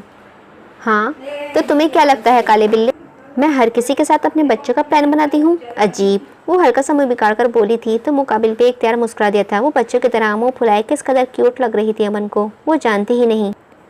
अमन ने इस लम्हे पहली बार महसूस किया कि वो लड़की कितनी आसानी से मुकम्मल तौर पर कंट्रोल कर लेती है। उसे लगा जैसे वो माहिर नफ्सियात हो जिसे सिर्फ उसके दिमाग से खेल रही हो। माना वो मुस्कुरा रहा था मगर उसकी मुस्कुराहट बहुत गहरी थी। और क्या क्या तुमने पूरे दिन आज, वो किसी तफ्तीशी अफसरान की तरह पूछ रहा था। तुम्हें क्यों बताऊं, वो इतराकर बोली थी, क्योंकि अच्छी बीवियां अपने शौहरों को हर बात बताती हैं। उसकी खिड़की खड़ी मगरूर नाक पर अपनी उंगली मारते हुए वो मुस्कुराकर बोला था, अच्छा तो फिर अच्छे शौहर भी अपनी बीवी को सब कुछ बताते हैं, तो चलो जल्दी से बताओ कितनी बार नोचा है आफिया को सज़ा के नाम पर। ये एकदम जैसे वो लड़की आंख बदल गई थी। उसकी आंखों में लम्हा भर में शदीद कदूरत उभर आई थी। मुकाबिल कैसे न देखता, माना उसका लहजा बहुत नरम था, जैसे कोई आम सी बात पूछ रही हो, मगर उसकी आंखें वो तो जैसे आग बरसा रही थीं। तुम सोच भी कैसे सकती हो मेरे बारे में ऐसा? वो फ़ौरन एक कदम दूर हटते भी भरकर इफ्तिसार करने लगा था। क्यों, तुम फरिश्ते हो? वो दोनों हाथ भरम से फोल्ड करके तंज़े अंदाज में पूछने लगी थी। माना फरिश्ता नहीं मगर जानवर भी नहीं हूँ। वो चाहती तो किसी और अल्फाज में भी पूछ सकती थी, मगर उसने नोचने का लफ्ज़ इस्तेमाल किया जैसे वो कोई जानवर हो। मैंने कभी उसे हाथ नहीं लगाया, अमन खासा जताते हुए अपनी सफाई दे रहा था। ओह वाकई काले बिल्ले, इतना भी झूठ मत बोलो कि मैं हजम न कर सकूं। उसके लहजे में बेएतबारी नुमाया थी जो अमन को अपने दिल में नश्तर की तरह चुप्ती महसूस हुई थी। मैं झूठ नहीं बोल रहा हूँ, तुम्हारी कसम। इससे ज़्यादा और क्या सबूत देने के अपने किरदार का कि उसकी कसम खा रहा था। अल्लाह अल्लाह, मेरी झूठी कसम मत खाओ, मैं अभी भरी जवानी में मरना नहीं चाहती, अभी तो मैं इंजीनियर भी नहीं बनी। वो रोतू सा मुँह बनाकर बोली थी। अमन बख्श चौधरी कभी भी जुनैरा बख्श चौधरी की झूठी कसम नहीं खा सकता। उसके लहूरंग आंखों में जूनी को मजबूर कर रही थी कि एतबार करे इन पर। उसके जुमलों में ना जाने क्या सहर था कि वो अपने दिल को इस नौजवान की जानिब माइल होता पा रही थी। अच्छा भाई, तुम तो सीरियस ही हो जाते हो। अगले ही पल वो उससे मौजू को टाल गई थी, जैसे ये बात कोई अहमियत की हामिल ही नहीं थी। मुकाबिल उसका चेहरा देखकर रह गया था। कुछ सानियों तक वो यूं ही उसे देखता रहा और फिर सर झटक कर एक गहरी सांस भरी। कुछ लम्हे माहौल पर खामोशी का राज रहा। तुम इंजीनियर बनना चाहती हो? अमन ने फिर बात शुरू की थी। हाँ, तुम मदद कर सकते हो मेरी, तेज़ी से पूछने लगी थी। बिल्कुल, दादा का गुस्सा थोड़ा ठंडा हो जाए मेरी जानिब से फिर बात करता हूँ मैं तुम्हारे आगे की पढ़ाई के लिए। वो मुतमईन लहजे में बोला तो जूनी उसका चेहरा देखने लगी। अगर वो नहीं जानती कि वो सिर्फ एक्टिंग कर रहा है मोहब्बत की, फ़कत नाटक, तो यकीनन आज इसी लम्हे उसकी मोहब्बत में गिरफ्तार हो जाती जो उसके ख्वाबों के लिए स्टैंड लेने के लिए तैयार खड़ा था। इस लम्हे शिद्दत से दिल चाहा कि काश वो नाटक ना कर रहा होता। ये नाटक नहीं है, काश वाकई इतनी मोहब्बत करता कि उसके लिए स्टैंड ले, मगर सिर्फ काश ही तो था। हकीकत तो बिल्कुल इसके बरअक्स खड़ी थी। शहरों से कहीं ज़्यादा मक्कार लगा वो। कम से कम उस बंदे ने झूठी उम्मीद तो नहीं दिलाई थी, गलत इंसान से उम्मीद तोड़ कर रखती थी। वो टूटने वालों में से थी ही नहीं। शुक्रिया, वो मुस्कुराकर बोली। वैसे तुम्हें कब लगेगा तुम्हें मुझसे मोहब्बत है? खासा तजुस्सुस से पूछा था। जानना चाहती थी कि क्या जवाब देता है, कितना और झूठ बोलता है। छोड़ो, मैं नहीं चाहता कि तुम मुझे ठरकी समझो। वो मुआफ़िमाना अंदाज में मुस्कुराते हुए बोली थी। नहीं बता सकता था उसे अभी कि किस लम्हे मोहब्बत हुई, मगर बताना ज़रूरी चाहता था एक दिन। वो उलझकर देखने लगी। अब ये कैसा जवाब हुआ? अब ये क्या जवाब हुआ भला? अपने इरादे बता दूं तुम्हें तो शर्मा जाओगी, इसीलिए अभी रहने दो। उसके कान के पास मुँह लाकर दो मायने अंदाज में भर्राई हुई आवाज़ में सरगोशी की थी तो मुकाबिल के कान सुर्ख पड़े थे। उसकी गर्म सांसों को कानों की लो झुलस रही थी। शिद्दत से गर्मी का एहसास हुआ। उसने फ़ौरन ही अपने गालों पर हाथ लगाया था जो बुरी तरह जल रहा था। वो हल्का सा दूर हटा तो वो चुलबुली सी गुड़िया उसके चेहरे पर दिलफरीब सी मुस्कुराहट देख रही थी। मेरे बैग गिरे हुए हैं वहाँ पर, किसी ने देख लिया तो मुझे जाना चाहिए, वो गड़बड़ाकर कहती हुई तेज़ी से वहाँ से चलती थी। वो पेपर साइन कर रहा था जब आफिया नमाज़ पढ़कर फारिग हुई थी। क्या कर रहे हैं आप? उसने यूं ही पूछा था। अपनी शादी की तैयारी, उसने एक निगाह सरसरी सी उसकी जानिब देखते हुए कहा था। उसके बोलने के अंदाज से आफिया को नहीं लगा कि वो मजाक कर रहा है। अच्छा, ना जाने क्यों दिल को कुछ हुआ था। वैसे तुम क्या बनना चाहती हो? अमन के अचानक सवाल पर वो उलझ कर देखने लगी थी। ये कैसा अजीब सवाल कर रहा था वो।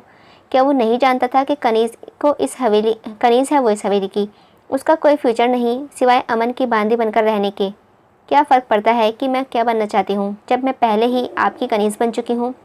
वो मुंह बसोर कर जयनमाज़ फोल्ड करके सोफ़े की साइड पर टेबल पर रखते हुए बोली थी। अमन ने उसकी बात सुनकर गहरा सांस लिया। वो आज खासा खुशगवार मूड में नज़र आ रहा था। क्या तुम शहर जाकर पढ़ना चाहोगी? उस खूबसूरत नौजवान ने संजीदगी से इस्तफसार किया था। क्यों, मुझ गरीब से मजाक कर रहे हैं? मैं मजाक नहीं कर रहा। मेरी जूनी इंजीनियर बनना चाहती है तो मैं उसके लिए दादा से बात करूंगा।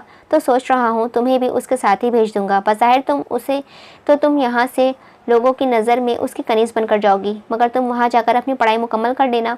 मैं अपनी जूनी को जानता हूँ, वो तुम्हारे साथ कोई बुरा सलूक नहीं करेगी, बल्कि खुशी खुशी अपने साथ पढ़ाएगी। उसने नोट नहीं किया था शायद, मगर आफिया ने कर लिया था कि वो बात बात पर आज मेरी जूनी कर रहा है।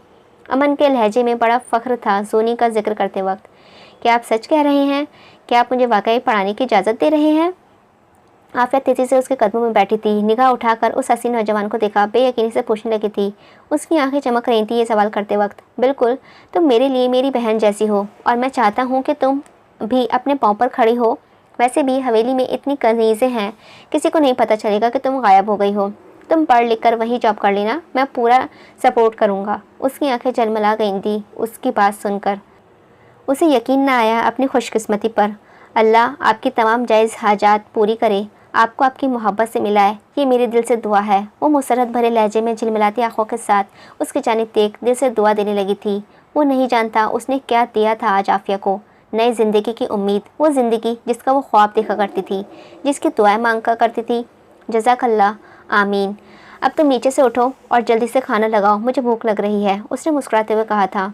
नूरी खाना अभी तक नहीं लाई है, आप कहें तो मैं बाहर जाकर ले आऊँ? कोई ज़रूरत नहीं है। वो उसे बाहर नहीं जाने देता था कमरे से। अपने बाप का डर उसके दिल में अभी भी मौजूद था। उसके वालिदैन में काफ़ी दिनों से बातचीत बंद थी, हत्ता कि अक्सर ने फ़हीम से अपने कमरा भी अलग कर लिया था। वो अब सोनी के कमरे में रह रही थी। दूसरी जानिब शामिर जिस दिन से यूनी गया था वापस ही नहीं लौटा था। शमी बेगम ने मरियम को बताया कि वो हॉस्टल में शिफ्ट हो गया है। ये बात मरियम को बहुत बुरी लगी। ऐसा कौन करता है, अपने घर लाकर तनहा छोड़ गया। मरियम ज़्यादातर अपना वक्त कमरे में ही गुजारती थी। ज़्यादा बोर होती तो अपना वक्त गुजारने के लिए गार्डन में जाकर बैठ जाती थी। कोई घरवाला या मुलाजिम उससे बात नहीं करता था सिवाय शहरोज़ व शमी बेगम के। शहरोज़ उसका बहुत ख्याल रखता, उसकी ज़बान नहीं थकती थी भाभी कहते कहते। काले बिल्ले, देखो ना, मेरे मोबाइल ख़राब हो गया है। उसकी स्क्रीन काम नहीं कर रही है। वो अपने स्टडी रूम में फाइलों में मुंह दिए बैठा था जब वो बेधड़क दाखिल होकर रोतो सा मुँह बनाकर उसके आगे अपना सेल टेबल पर रखते हुए बोली थी, तुम्हारे पास मोबाइल कहाँ से आया? उसने फ़ौरन ही निगाह उठाकर आईब्रोज करते हुए पूछा था, मेरे मामू ने मुझे तोहफे में दिया था। फ़िलहाल ये छोड़ो ना, प्लीज़ इसे ठीक करके दो। वो चुलबुली गुड़िया लापरवाही से बोली थी। रख कर चली जाओ, मैं बाद में देख लूँगा। वो वापस अपने काम में मसरूफ़ होते हुए गोवा हुआ था। काले बिल्ले, मैं तुम्हारी होने वाली बीवी हूँ। तुम्हें नहीं लगता तुम्हें मुझ पर और मेरे कामों पर ज़्यादा तवज्जो देनी चाहिए? वो खूबरू नौजवान ज़रा भी तवज्जो नहीं दे रहा था और ये बात जूनी को जहर लगी। वो फ़ौरन ही पाँव पटकती हुई उसकी जानिब बढ़ी थी। उसके चेयर पर पकड़कर अपनी जानिब मोड़ते ज़रा झुक कर आंखों में आंखें डाल जताते हुए बोली थी। अमन सिर्फ उस लड़की का हसीन चेहरा देख रहा था जो इग्नोर होने के सबब गुस्से से खासा लाल हो गया था। वो बेइख्तियार ही मुस्कुरा दिया। जूनी कब से इतनी सी बातों पर बेरहम होने लगी थी, मगर वो हो रही थी, जिसका मतलब साफ था, अमन अहमियत का हामिल है उसके ज़िंदगी में। अच्छा सॉरी, आइंदा ख्याल रखूँगा कि मुझे अपनी होने वाली बीवी को सबसे ज़्यादा तवज्जो देनी है। अपने सीधे हाथ की उंगलियों पुष्ट से उसके रुखसार पर नरमी से सहलाने वाले अंदाज में रगड़ते मुस्कुराकर बोला था। उसकी उंगलियों का लम्स बर्क रूह की तरह जूनी को पूरे जिस्म में करंट दौड़ा गया था। वो फ़ौरन ही सीधी होकर खड़ी हो गई। उसके गाल दहकने लगे थे, जबकि मुकाबिल दराज से एक फ़ाइल निकालकर टेबल पर रख गया था। ये लो। क्या है ये? खुद देख लो। जूनी ने फ़ौरन ही फ़ाइल उठाई। अगले ही लम्हे उसकी आंखें हैरत से फटी थीं। अमन ने अपने हिस्से की सारी जायदाद उसके नाम ट्रांसफ़र कर दी थी और ये उसी के पेपर्स थे। अमन, एक ही दिल कितनी बार जीतोगे? जूनी ने बेयकीनी से उसे चेयर पर बैठते लड़के को देखा था जो मुस्कुराते हुए उसे ही तक रहा था। कल तैयार रहना 1 बजे। वो अपने रूपदार अंदाज में चेयर से खड़े होते हुए गोया हुआ था। क्यों? क्योंकि मैं निकाह करना चाहता हूँ। उसके चेहरे पर आते बाल कानों से पीछे करते हुए नरमी से कहने लगा था। तुम कल निकाह करना चाहते हो? वो खासा शॉक्ड थी। बिल्कुल। अमन ऐसी किसी उसके रुखसारों पर अपना अंगूठा रगड़ते हुए मुतमईन से लहजे में गोया हुआ। तुम चाहते हो हम छुपकर निकाह करें? उसके लहजे में एहतजाज उभरा था। हाँ, वो उन बलेरी आंखों में झांकते आस्तिक से बोला, मगर क्यों? मैं किसी से नहीं डरती, मगर मैं डरता हूँ तुम्हें खोने से। दादा ने मुझे शहर भेजने का पक्का इंतज़ाम कर दिया है। उन्होंने मुझे जो काम पकड़ाया है उसके चलते मैं 5-6 माह से पहले वापस नहीं आ सकूँगा। मुझे डर है मेरे पीछे ये लोग तुम्हारा निकाह शहरोज़ से ना करवा दें। इसीलिए मैं चाहता हूँ मैं निकाह करके जाऊँ ताकि तुम्हारी जानिब से मुतमईन रहूँ। अमन ने बहुत आहिस्तगी से अपना डर बयान कर दिया था। उसकी आंखों में उस लम्हे मोहब्बत बरसा रही थी, शदीद मोहब्बत।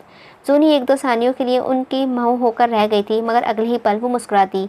गोया इतनी अच्छी एक्टिंग कैसे कर सकता है भला?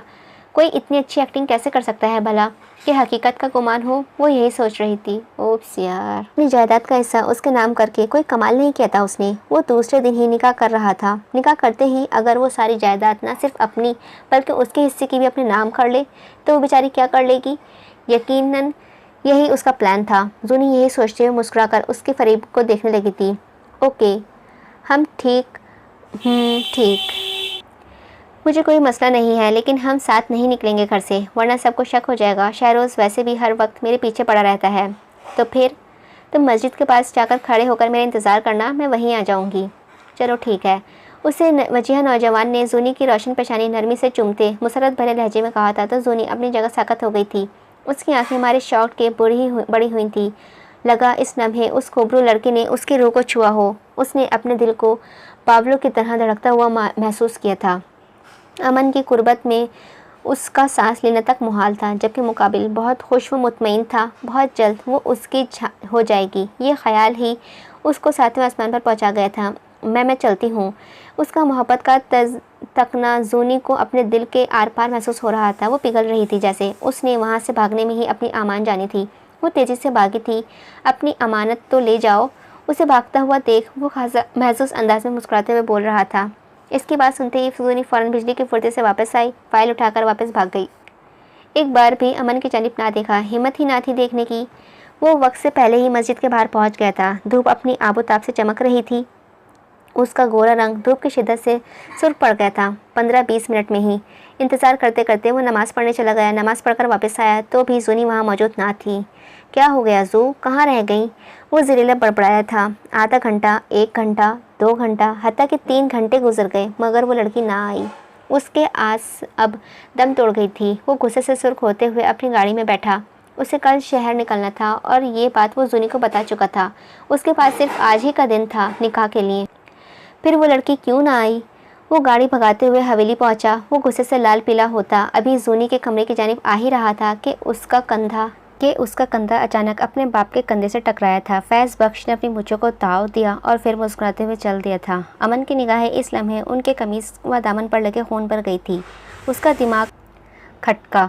वो तेज़ी से हवास भागता होकर अपने कमरे की जानिब भागा था। उसके कमरे का दरवाज़ा हल्का सा खुला हुआ था। कमरे का दरवाज़ा खुला देख उसके लगा उसका दिल बंद हो गया हो। लरसते हाथों के साथ उसने दरवाज़ा पूरा खोला था। लाउंज में दाखिल हुआ तो हर चीज़ बिखरी पड़ी थी। LCD की स्क्रीन टूटी हुई थी और हाँ, काफ़ी सारा खून सफ़ेद फर्श पर गिरा नज़र आ रहा था। उसका पूरा जिस्म लरजने लगा। उसने पूरे कमरे में नज़र दौड़ाई, मगर उसे कहीं भी आफिया नज़र नहीं आई थी। वो बड़ी हिम्मत जमा करके तेज़ी से अंदर की जानिब भागा।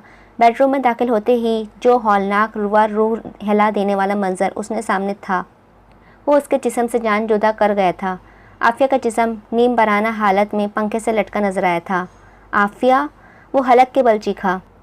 इस लम्हे उसकी चीख दीवारों को हिला देने के लिए काफ़ी थी। तेज़ी से उठकर उस लड़की की जानिब दौड़ा। उस लड़की के सर से इस कदर खून निकल रहा था कि चेहरा व बाल सब खून आलूदा हो चुके थे। फैज़ बख्श उसे मरने के लिए लटका कर चला गया था। अमन ने तेज़ी से बेड पर चढ़कर उसके पाँव पकड़े। कोई है नूरी! वो हलक के बल दहाड़ा था।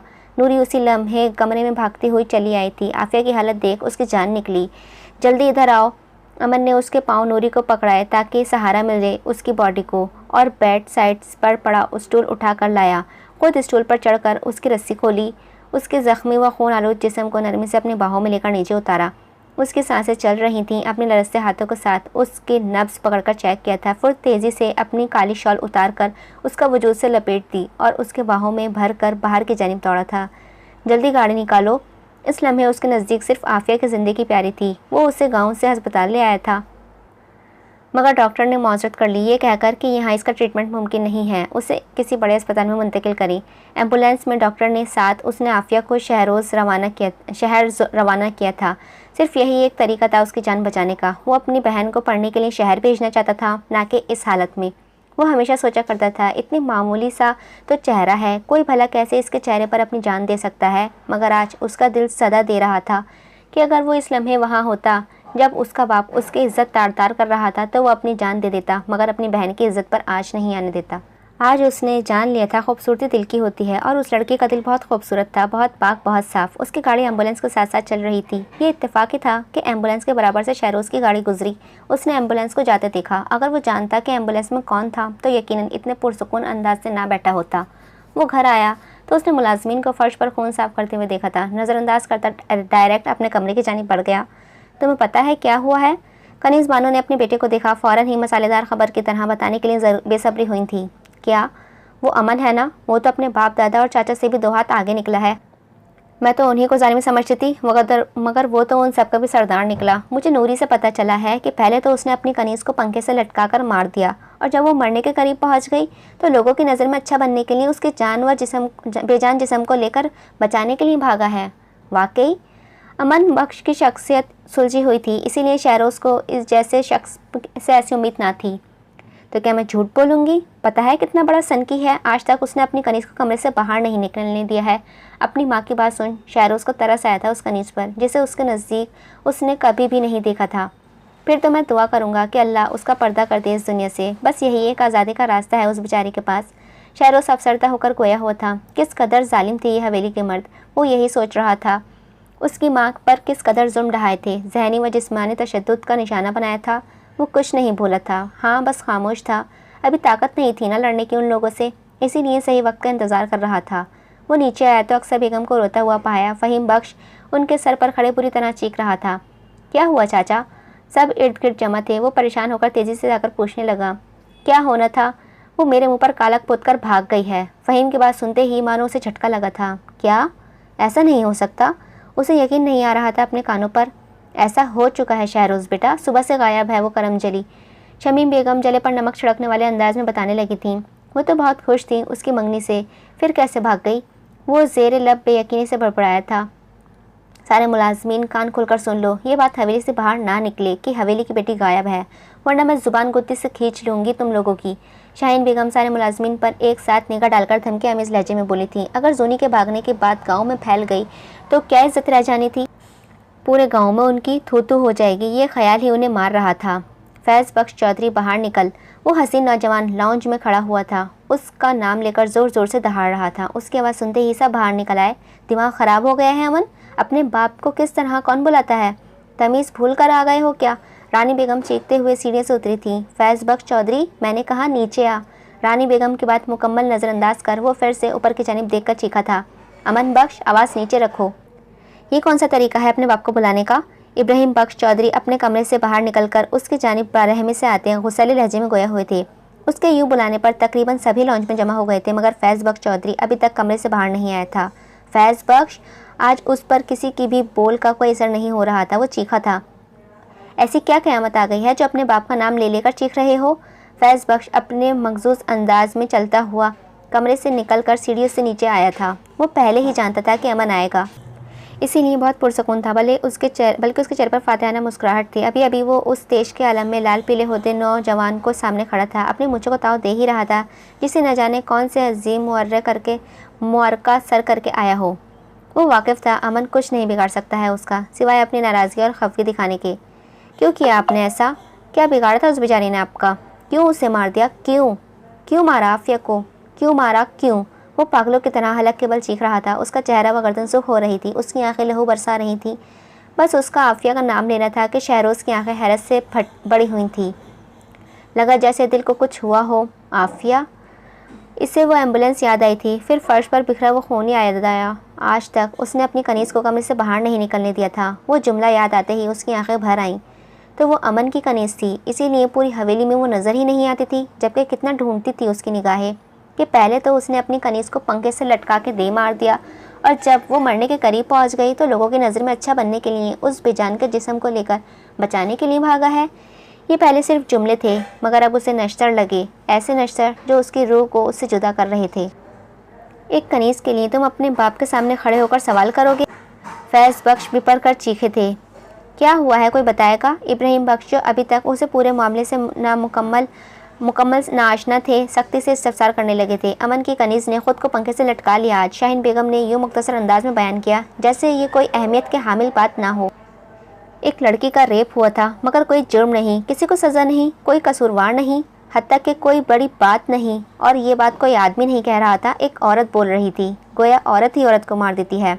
शाहीन बेगम कहने को एक औरत थी और एक औरत दूसरी औरत की अज़मत की अहमियत को ना समझे, ये तो नामुमकिन सी बात है।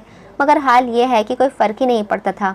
गोया गरीब की बेटी दुकान पर लटका मांस का टुकड़ा है, बेटे का मन ललचा और उसने नोच लिया तो क्या हुआ? बस ये क्या हुआ ही तो हमारे माशरे को खा गया है। कितनी ही हवा की बेटियां इस क्या हुआ की नज़र हुई हैं आज। सवाल करके क्या पालूंगा मैं? कौन सा ये वो वापस आ जाएगी? वो टूटे बिखरे लहजे में तंजिया व दिल जले अंदाज में मुस्कुराकर बोल उठा था। तो इतनी रात को तमाशा लगाकर हमारी नींद क्यों ख़राब कर रहे हो? वो गुस्सैले लहजे में उसका सुर्ख चेहरा देखते हुए पूछने लगा था। क्योंकि दरख्वास्त करनी थी आपसे, वो नरमी से बोला। क्या? फैज़ बख्श व बाकी दीगर अफराद को उसका बदला लहजा उलझा गया था। इन रगों में आपका खून है, इसे निकाल लें। उनके साथ मेरा सांस लेना भी मुश्किल हो रहा है। मुझे घिन आ रही है खुद से, मुझे शर्म आ रही है अपने आप से। वो चाहकर भी अपने जज्बात को बिखरने से नहीं रोक पा रहा था। आफिया के साथ हुए हादसे ने उसे तोड़कर रख दिया था। क्या बकवास कर रहे हो? फैज़ बख्श चीखे थे। बकवास नहीं कर रहा, मेरी रगों से इस खून को निकालें, वरना मैं खुद को जान से ख़त्म कर दूंगा। वो सिर्फ कह नहीं रहा था, वो मार देता खुद को। कोई घर में जानवर भी पाले ना तो उससे मोहब्बत हो जाती है, ये एक फितरी अमल है। फिर वो लड़की तो जीती जागती ख्वाब सजाती इंसान थी, जो कभी नमाज़ पढ़ती नज़र आती तो कभी गार्डन में फूलों को पानी देती, जो कभी बच्चों की तरह बारिश में नहाती नज़र आती तो कभी बड़ों की तरह उससे बातें करती। वो किसी बच्चे की तरह ट्रीट करने लगा था उसे, जब से उसके भागने की वजह को जाना था। कभी मुँह से नहीं कहा, मगर इसको फ़िक्र करता था उसके खाने की, पीने की, कपड़ों की चीज़ें कोई बच्ची पाल रहा हो जैसे। बाप व भाई जैसे हिफाजत करते हैं, बिल्कुल वैसे ही हिफाजत करता था उसकी। जल्द अज जल्द इस हवेली से दूर भेज देना चाहता था ताकि कोई जानवर उसकी इज़्ज़त पर हाथ ना डाले, मगर वो ना बचा सका। और ज़्यादा तकलीफ़ ये बात दे रही थी कि वो जानता था कि उसकी बहन का मुजरिम कौन है, मगर वो सब कुछ जानते हुए भी उस जालिम का कुछ नहीं बिगाड़ सकता था। फिर वो कैसे न तड़पे, कैसे न मचले। आफिया के खून से उसके कपड़े अभी भी रंगते थे, उसका वजूद अभी भी लरज़ रहा था। अमन, क्या हो गया है तुम्हें? वो एक मामूली सी कनीज़ तो थी। रानी बेगम फ़ौरन ही उसका बाजू सहलाते समझाने वाले अंदाज में बोली थी। कनीज़ों का दौर नहीं है ये, इंसान थी वो, आम इंसान, आप और मेरी तरह। वो एहतजाजन चीखा था। बानो इसका जुमला सुन मुस्कुरा दी थी कि चलो किसी के मुँह से तो सच निकला। किसी को तो याद आया कि उस नाइंसाफ़ी के ख़िलाफ़ बोलने का। चीखो मत, ज़्यादा उस कनीज़ की हमदर्दी हो रही है तो निकल जाओ इस घर से। इब्राहिम बख्श पीछे से दहाड़े थे। मैं खुद भी यहाँ रहने नहीं चाहता। वो नौजवान दांत पीसते एक एक लफ्ज़ अपने दादा की आंखों में आंखें डालकर भरम से गोया हुआ था। अगले ही लम्हे उसने अपनी जेब से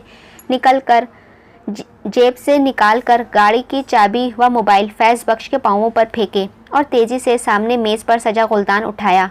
ठस, गुलदान पकड़कर उसने अपने सर पर दे मारा। अमन, सबकी चीखें बुलंद हुईं। सबसे पहले उसकी दादी का दम निकला था, फिर माँ और बाकी सबका ही बड़ा लाडला था वो। उसकी दादी तो नज़र उतार कर पूरी हो जाया करती थी। मरियम वही खड़ी थी, बहुत डर गई थी वही सब देखकर, लेकिन अब बहुत हद तक उस हवेली का माहौल उसे समझ आने लगा था। शाहीन बेगम तेज़ी से उसकी जानी पड़ी तो उसने हाथ दिखाकर रोका। उसके सर से खून निकल रहा था, मानो चक्कर आ गए थे, मगर वो सख्त जान बने फिर भी खड़ा था। अगले ही पल उसने नीचे ज़मीन पर पड़े कांच के टुकड़ों से एक टुकड़ा उठाया और अपनी रग काट ली। उपसला। फैज़ बख्श को इसकी इतनी जुनूनी रद्दअमल की तवक्को ना थी। इब्राहिम बख्श बाकी सब छुट्टी फटी आंखों के साथ उस नौजवान को देख रहे थे। अमन, इब्राहिम बख्श की अपने पोते की हालत देख दर्द भरी चीख निकली थी, जिसे सुन वो नौजवान मुस्कुरा दिया था। ये बिल्कुल वैसे ही चीख थी जैसे अमन की आफिया को पंखे से लटकर देखकर निकली थी। अमन का चेहरा सफ़ेद पड़ता जा रहा था, आंखें बंद होने लगी थीं, सारा गंदा खून निकल गया। वो अपने हाथ से तेज़ी से खून का बहता देख हल्का सा मुस्कुरा कर बोला था, अम्मी जमा कर लें इसे, इस पर फातिहा पढ़वा लीजिएगा। मर गया अमन बख्श चौधरी आज से। मैं सिर्फ अमन हूँ, अमन, और मेरा आप जैसे जालिमों से कोई वास्ता नहीं, ख़ास तौर पर फैज़ बख्श चौधरी तुझसे।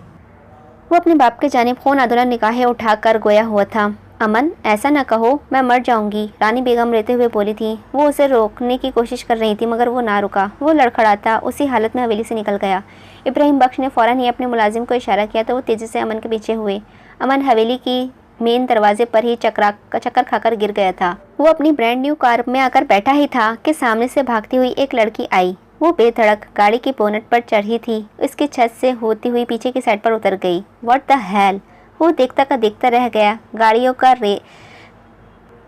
क्रेज था उसे, दीवानगी की हद तक पागल। कोई उसकी गाड़ी को छू भी ले ये बर्दाश्त नहीं था उसे। और वो लड़की तो उसकी गाड़ी के बोनट पर छत पर डिग्गी पर अपने जूते रखती उतरी थी। वो ऐसे कैसे छोड़ देता? अभी वो गाड़ी से उतरा इस पर चीखने के लिए। इससे कबल ही कुछ गुंडे नुमा लड़के उस लड़की के पीछे भागते हुए उसी जानिब आए थे। वो भी उस लड़की की तरह उसकी गाड़ी के बोनट पर चढ़े, फिर गाड़ी की छत पर और फिर गाड़ी की डिग्गी से उतरते हुए लड़की के पीछे भाग गए। ये क्या चल रहा है? इन लोगों की हिम्मत भी कैसे हुई मेरी गाड़ी पर अपने गंदे जूते लेकर चढ़ने की? वो फौरन ही गाड़ी से उतरकर लाल पीला हुआ था। इस लड़की और गुंडों को भागने वाली सिमत देखते हुए चीखा था मगर अब कोई फायदा न था, वो तो जा चुके थे। जाहिल! वो गाड़ी से कपड़ा निकालकर अभी बोनट साफ ही कर रहा था कि उसका दिमाग ठिठका था। उसे महसूस हुआ जैसे उस भागने वाली लड़की को उसने पहले भी कहीं देखा है। उसने ज़्यादा ध्यान न दिया, वैसे भी सिर्फ एक झलक ही तो देखी थी उस लड़की की। सर झटक कर दांत पीसते हुए अपनी गाड़ी साफ करने लगा था। 2 साल बाद वो काले लिबादे में अपने सीने से डबल रोटी का पैकेट लगाए तेजी से भाग रहा था। 3-4 दुकानदार चोर चोर करते हुए उसके पीछे भागे चले जा रहे थे। वो डबल रोटी को ऐसे पकड़े हुआ था जैसे उसमें उसकी जान बसी हो। सिग्नल तोड़ता हुआ वो एक रोड से दूसरी रोड पर बेधड़क भागा, जैसे अपनी जान की कोई परवाह न हो उसे। उसके यूं भागने के सबब एक गाड़ी से उसे टकराते टकराते बची थी। वो तो ड्राइवर ने ठीक वक्त पर टर्न ले लिया, वरना वो यकीनन उसके नीचे आ जाता। वो गाड़ी सीधी जाकर सामने दीवार से टकराई थी। वो भागे चले जा रहा था, बस भागे चले जा रहा था, डबल रोटी को सीने से लगाए। अचानक वो एक ठेले से टकराया। उसकी पेट पर जोर से लगी थी मगर वो ना रुका।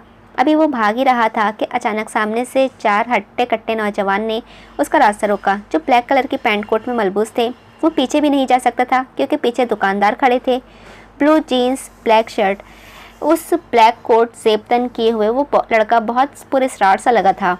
उसके सर पर ब्लैक हैट भी थी, पाँव में जूते और चेहरे पर ब्लैक मास्क था। उसे आगे और पीछे दोनों जानिब से घेर लिया गया था। अब भागने का कोई रास्ता न था। उसने डबल रोटी को मजीद अपने सीने पर चिपकाया। तुम ऐसे नहीं जा सकते लड़के, तुम्हारी वजह से हमारी सर की गाड़ी का नुकसान हुआ है।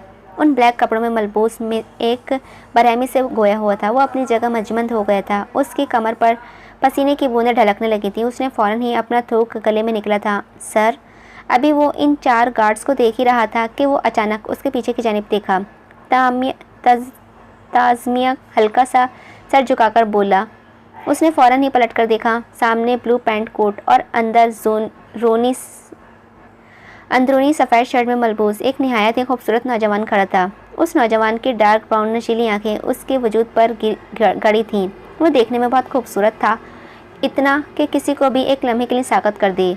हे यू, तुम मेरी गाड़ी को नुकसान पहुंचाकर नहीं भाग सकते। उसका लहजा बहुत कड़क था। वो काले लिबादे में मौजूद शख्स को एकदम पीछे हुआ था। आलियान को महसूस हुआ कि वो घबरा गया है, मगर अगले ही लम्हे वो फुर्ती से उसके जानिब आया और उसके सीने पर एक ज़ोरदार पंच रसीद किया। मगर आलियान उसका फ़ौरन ही हाथ पकड़ गया था। ये पहली बार हुआ था कि इतनी फोर्स से मारा हुआ हाथ भी किसी ने पकड़ लिया हो। वो काले लिबादे में मौजूद शख्स हैरान रह गया था, मगर अगले ही लम्हे उसने मारने के लिए दूसरा हाथ उठाया। आलियान ने वो भी तेज़ी से पकड़ लिया।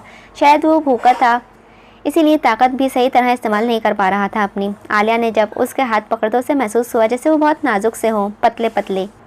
वो दोनों हाथों को इसके कमर के पीछे मोड़ गया था। उसने लड़ाई के चक्कर में डबल रोटी ज़मीन बोस हो चुकी थी। उस काले लिबादे में मौजूद शख्स की बॉडी का आगे का हिस्सा आलियान को सीने से टकराया था। उस हसीन नौजवान ने उसका काले लिबादे में मौजूद शख्स के दोनों हाथ अपने एक हाथ से ही पकड़ लिए थे और दूसरे हाथ से उसके सर की हैट हटाई। बस सर से हैट का हटाना था कि लंबी घने आबशार हवा में आज़ाद होकर फैले थे, जो उसकी पूरी कमर को ढक गए। वो एक लड़की है, ये देख दुकानदार भी पीछे हटे थे। अरे ये चोर तो लड़की निकला, लड़की होकर चोरी करती है। दुकानदार एक दूसरे को देखने लगे थे कि उनके दुकानों से रोज़ सामान चुराने वाली एक लड़की निकली है। वो बिलेरी आंखों वाली लड़की उसे खा जाने वाली निगाहों से देख रही थी, मगर सामने खड़े शख्स ने अहमियत न दी। उस लड़की ने अपने पूरे वजूद में हिम्मत जमा कर आज़ाद होने की कोशिश की, मगर ना हो सकी। पकड़ बहुत मजबूत थी उस अजनबी की। उस नौजवान ने बगैर चेहरे पर कोई तासुरात लिए उस लड़की के चेहरे से मास्क हटाया। जूता चोर? चेहरा बगौर देखते हुए वो इख्तियार ही बोल उठा। अगले ही पल उसकी निगाहें लड़के के जूते पर गई थी। ये देख बहुत हैरान हुआ था कि वो लड़की आज भी उसी के दिए हुए जूते पहने हुई थी। वो गहरे सांस ले रही थी। उसके सुराहीदार सफ़ेद गर्दन पे पसीने की बूंदें सरायत करती अलग ही नुमाया थी, जिन्होंने आलियान की तवज्जो अपनी जानिब खुद ही मंजमुल करवाई थी। जोनी फिर एक बार खुद को आज़ाद करने की कोशिश में फड़फड़ाई, मगर मुकाबिल की पकड़ के आगे उसकी हिम्मत जवाब दे गई थी। तुम तो पेशेवराना चोर हो, बगौर देखे हुए सवाल किया था, जबकि जूनी ज़मीन बोस हुई डबल रोटी हसरत भरी निगाहों से तक रही थी। 3 दिन से उसने कुछ नहीं खाया था। उसे लगा आज वो भूखी ही मर जाएगी। उसके होठों पर पपड़ी जमी हुई थी। भागने के सबब हलक बिल्कुल खुश्क हो चुका था। वो सांस पूरी तरह फूल रहा था। अगले ही पल उसकी आंखों के आगे अंधेरा छाने लगा था। वो आलियान को देखते हुए देखते नीचे की जानिब बेसुध होकर ढलकने लगी थी। आलियान ने फ़ौरन ही उसे ब्राइडल स्टाइल में उठा लिया था। उसे कहाँ लेकर चल दिए साहब? ये चोरनी रोज़ हमारी दुकानों को कुछ न कुछ जाकर भागती है। इससे हमारा बड़ा हिसाब निकलता है। बगैर हिसाब किताब के इसे जाने नहीं देंगे। वो दुकानदार आलियान को उसे ले जाता देखकर तेज़ी से एतराज़न बोले थे। उन लोगों की बात सुन। आलियान ने अपनी बाहों में मौजूद बेहोश हुई लड़की को बगौर देखा तो वो बाखूबी जानता था कि वो चोरनी है। उसने देखा था कि वो डबल रोटी को कैसे पकड़े हुई थी, इसीलिए अंदाज़ा लगा चुका था कि वो भूखी है। उसने मुड़कर अपनी सेक्रेटरी को हल्का सा इशारा किया। उसने फ़ौरन ही अज़बात में सर हिलाया था, जबकि आलियान जोनी को अपनी बाहों में लेकर चल दिया था। वो यूनी में अपने दोस्तों के साथ बातें करने में मशगूल कैंटीन के पास खड़ा था कि अचानक उसकी निगाहें सामने की जानिब गई थी। वो फिर पलट कर आना भूल गई थी। लाइट ग्रीन रंग के कमीज शलवार में मलबूस वो लड़की उसी की जानिब आ रही थी। मरियम? वो शौक के मारे ज़िले पर पड़ा था। यकीन न आया था 2 साल बाद वो यूनिवर्सिटी आ गई है। मगर कैसे? किसकी इजाज़त से? उसके ख़ानदान में तो बहू बेटियों को पढ़ने की इजाज़त ही नहीं। फिर वो शहर में कैसे? उसे अपनी जानिब आता देख ना जाने क्यों दिल में अजीब सी हलचल मचती महसूस हुई थी, जैसे दिल धक धक धक धक कर रहा हो। ऐसा क्या? उसे क्या कहेगा? क्या जवाब देगा? वो पूछेगी? किस तरह समझाएगा उसे? क्या कुछ नहीं चल रहा था दिमाग में इन 3-4 मिनटों में? मगर झटका तो तब लगा जब वो उसके बराबर से ऐसे गुजर कर चली गई थी जैसे उसे जानती ही ना हो। वो खासा हैरत से पलटा था। मिस चश्मिश? उसने आवाज़ दी, मगर वो ना रुकी थी। शाहमीर को यकीन न आया कि वो लड़की उसे मुकम्मल इग्नोर करके चली गई है। वो उसे अपने घर ले आया था, अपने कमरे में लाकर बेड पर लिटाया, फिर आहिस्ते से उसके नीचे अपना हाथ निकाले। डॉक्टर क्यों नहीं आया है अभी तक? वो अपने सेक्रेटरी की जानिब देख बरहमी से पूछ रहा था। सर बस आते ही होंगे। ओके तुम जाओ। आलियान को महसूस हुआ कि उसकी पेट के मुकाम से शर्ट गीली है, मगर क्योंकि शर्ट काले रंग की थी इसीलिए नुमाया नहीं हो रहा था। उसने आहिस्ते से उसके पेट पर से शर्ट थोड़ी हटाई। उसका अंदाज़ा बिल्कुल ठीक निकला था। उसके पेट से खून निकल रहा था। शायद यही सबब था कि वो बेहोश हुई। उसने फ़ौरन ही दराज से रुई निकालकर उसके पेट के मुकाम पर खून साफ़ किया। सर डॉक्टर आ गए हैं, अंदर भेज दो। हाँ भेज दो। उसने हल्की सी पट्टी खुद ही बांध दी थी पेट के मुकाम पर और शर्ट नीचे कर दी थी। डॉक्टर उसे ताकत का इंजेक्शन लगाकर और कुछ दवाएं लेकर चले गए थे। फीमेल डॉक्टर को बुलाओ, उसके हुक्मकाना अंदाज में कहते हुए उसका सेक्रेटरी उलझ कर देखने लगा था। सर अभी तो डॉक्टर उसे देख कर गए हैं। तुमसे जितना कहा है उतना करो, उसने तिरछी निगाहों से देखते हुए गुर्राकर कहा था। तो दानिश फ़ौरन ही डर कर थूक गले में निकलता वहाँ से अज़बात में सर हिलाकर चला गया। फीमेल डॉक्टर के आते ही वो खड़ा हो गया था। उसकी पेट पर बहुत गहरा घाव है जिससे खून रिस रहा था। मैंने ऊपरी पट्टी तो कर दी है, आप ज़रा देख लें कोई इन्फेक्शन ना हो जाए। वो डॉक्टर को जूनी के पास अकेला छोड़कर कमरे से निकल गया था। जूनी को जब होश आया तो वो कमरे में अकेले बेड पर लेटी हुई थी। कमरा बहुत खूबसूरत था, सफ़ेद व नीले रंग से सजा। आपको होश आ गया मैम? खाना लगा दूं आपके लिए? कितने ही वक्त बाद किसी ने अच्छी तरह ट्रीट किया था उसे। यूँ लगा जैसे वो अपनी हवेली में वापस लौट आई हो। खाने के लिए वो कैसे मना कर सकती थी? हाँ। बगैर ज़्यादा सोचे उसने फ़ौरन ही हाँ कर दिया था। मुलाजमा कुछ मिनटों बाद उसके आगे खाने से सजी ट्रे लेकर हाजिर हुई थी। वो फ़ौरन ही खाने पर टूट पड़ी थी। उसे तो याद भी नहीं कि आखिरी बार पेट भरकर खाना कब खाया था उसने। वो खाना खाती जा रही थी और अपनी आंखें रगड़ती जा रही थी, जैसे कोशिश कर रही हो कि आंसू को बाहर ना आने दे। मुलाजमा उसकी हालत देख उलझी। अच्छा लगा तो और ला कर दूँ? नहीं, पेट भर गया है मेरा, शुक्रिया। वो बहुत आहिस्ते से बोली, फिर बेड से उतर गई थी। आप कहीं जा रही हैं? उसे अपने जूते पहनता देख मुलाजमा तेज़ी से पूछने लगी थी। हाँ, उसने इस बात में सर हिलाया। मगर मुझे इजाज़त नहीं है आपको बाहर जाने देने की। सर ऑफिस गए हैं, उनके आने तक आपको यहीं रुकना होगा। मुलाजिमा की बात सुनकर वो डर गई थी। उसे अच्छे से याद था कि उसकी गाड़ी का नुकसान किया है उसने। 1 रुपया तक नहीं था उसके पास। इतनी महंगी कार की भरपाई कैसे करेगी, ये सोच उसने भागने में ही अपनी अमान जानी थी। मैं नहीं रुक सकती, मुझे जाना है, वो अजलस से कहती हुई कमरे से बाहर निकली थी। घर काफ़ी खूबसूरत व बड़ा था, बिल्कुल मेंशन जैसा। उसे नहीं पता था कि बाहर जाने का रास्ता कहाँ से है। उसे सामने सीढ़ियाँ नजर आईं तो वो फ़ौरन ही नीचे उतरने लगी थी। पहले ही सीढ़ी उतरी थी कि उसके पेट के मुकाम पर तकलीफ़ होती हुई महसूस हुई, मगर उसने ध्यान न दिया। मैम समझा करें, सर बहुत गुस्सा हो जाएंगे मुझ पर। मुलाजमा पीछे पीछे आ रही थी, मगर उसने कदम तेज लेना शुरू कर दिए थे। वो भागने लगी थी, वो अपने दर्द को मुकम्मल इग्नोर कर। वो अपने दोस्तों के साथ बैठा हुआ था। दानियाल हर बार की तरह अपनी किस्से सुनाने में मशगूल था। उसे अचानक मरियम आती हुई नजर आई। उसकी नज़रें फिर मंजमन सी हो गई थी। सिर्फ एक ही टेबल खाली थी तो वो हसीन गुड़िया उसके पास आकर बैठ गई। उस लड़की ने नज़रें उठाने की जहमत ना की थी, जबकि शामिर नज़रें हटाने को ही नहीं कर रहा था। दानियाल और बाकी सब ने उसकी नज़रों का ताक़ुब करते हुए पीछे मुड़कर देखा तो मरियम बैठी हुई नजर आई थी। ये बात तो सभी नोट कर रहे थे कि मरियम के आ जाने के बाद उसकी निगाहें मजमंद हो जाती थीं। कुछ देर ही गुजरी थी कि एक लड़का मरियम के टेबल पर उसके सामने बैठा। वो और मरियम बातें करने लगे थे। शामिर की आंखें ट्विस्ट हुईं। ये मंजर आंखों को बिल्कुल अच्छा नहीं लग रहा था उसकी। वो पहले सीधा होकर बैठा, फिर उठकर मरियम के टेबल के पास पहुंचा था और बिल्कुल मरियम के सामने दोनों हाथ पैंट की जेब में डालकर फुर्सत से खड़ा हो गया। उसकी जगह कोई और लड़की होती तो यकीनन शामिर के इस तरह देखने से नर्वस हो जाती, मगर उस पर कोई असर ना हुआ। कभी वो अपने होठ सुकेड़ता तो कभी होठ चबाने लगता था। तकरीबन 5 मिनट तक वो यूं ही खड़ा रहा था, मगर मजाल है उस लड़की ने आंखें उठाकर भी देखा हो। शामिर को हुआ क्या है आखिर? वो कब से किसी लड़की में को इतनी अहमियत देने लगा? ऐनी खुद को रोक नहीं सकी थी बोलने से। पता नहीं, फिर वो लड़की शामिर के टाइप की भी नहीं है। दानियाल फ़ौरन ही दोनों कंधे लाइल्मी में उचकाते हुए बोला था, अपनी राय देने लगा। तुमने ऐसी हालत में उसे जाने कैसे दिया? वो घर आते ही डायरेक्ट अपने कमरे की जानिब गया था। वहाँ जूता चोर को ना पाकर उसने फ़ौरन ही मुलाजिमा को उसके मुतालिक पूछा था। जब उसने बताया कि वो चली गई है तो वो बहुत बरहम हुआ। उसका सेक्रेटरी खासा ताज्जुब से उसके गुस्सा देखता रहा था। आप इस चोर की कुछ ज़्यादा ही फिक्र नहीं कर रहे? वो चाहकर भी खुद को रोक न सका पूछने से। अगर कोई जानवर भी होता ना उसकी जगह तो मैं भी ऐसा ही करता। जानते भी हो किस कदर ज़ख्मी है वो। ऐसी हालत में मज़ीद इन्फेक्शन बढ़ जाएगा उसका। आलियान गुस्से से लाल पीला होकर बोला था तो दानिश उसका चेहरा तकता रह गया। आलियान मानने के लिए तैयार नहीं था, मगर दानिश और बाकी सारे मुलाजमीन महसूस कर रहे थे कि वो कुछ ज़्यादा ही उस चोरने की फ़िक्र कर रहा है। वो साहिल समंदर के किनारे बैठी उठती लहरों को तक रही थी। उन लहरों से इतना शोर बर्पा नहीं हो रहा था जितना उस खामोश बैठी लड़की के दिल में बर्पा हो रहा था। आंखों में फ्लैशबैक की तरह पूरी ज़िंदगी घूमने लगी। हमारे तो बेटे हैं, उसके ताऊ फ़खराना अदा किए जुमले, उसके ताइयों के फ़खराना अदा किए हुए जुमले जो वो हर वक्त उसकी माँ को जले पर नमक छिड़कने के लिए इस्तेमाल किया करती थी। उसे जहर लगता था ये जुमला। थक गई थी वो ये जुमला सुन सुनकर। उसने बहुत छोटी उम्र में ही सोच लिया था उन औरतों के बेटों को गुरूर को खाक में मिला देगी। क्या हो गया अगर वो बेटा नहीं है और बाहर शहर जाकर आला तालीम हासिल नहीं कर सकती? क्या हो गया अगर वो बेटा नहीं है और घोड़े की रेस में जीत कर ख़ानदान का नाम बुलंद नहीं कर सकती? क्या हो गया वो बेटा नहीं है और घर में बहू नहीं ला सकती अपनी माँ की खिदमत करने के लिए? वो ज़रा उल्टी खोपड़ी की थी। वो दिखाना चाहती थी अपनी ताइयों को और दादी को कि जिन लड़कों पर वो इतरा नहीं है उन्हीं को वो अपने पाँव की धूल बना सकती है। इतना उन्हें पागल कर सकती है कि वो उसके एक इशारे पर अपनी जान तक देने के लिए तैयार हो जाएं। शायद उन्हें इल्म नहीं था कि उस लड़की किस कदर ताकतवर व ख़तरनाक होती है। वो अपनी पर आ जाए तो अकल वालों को अकल उड़ा ले जाती है।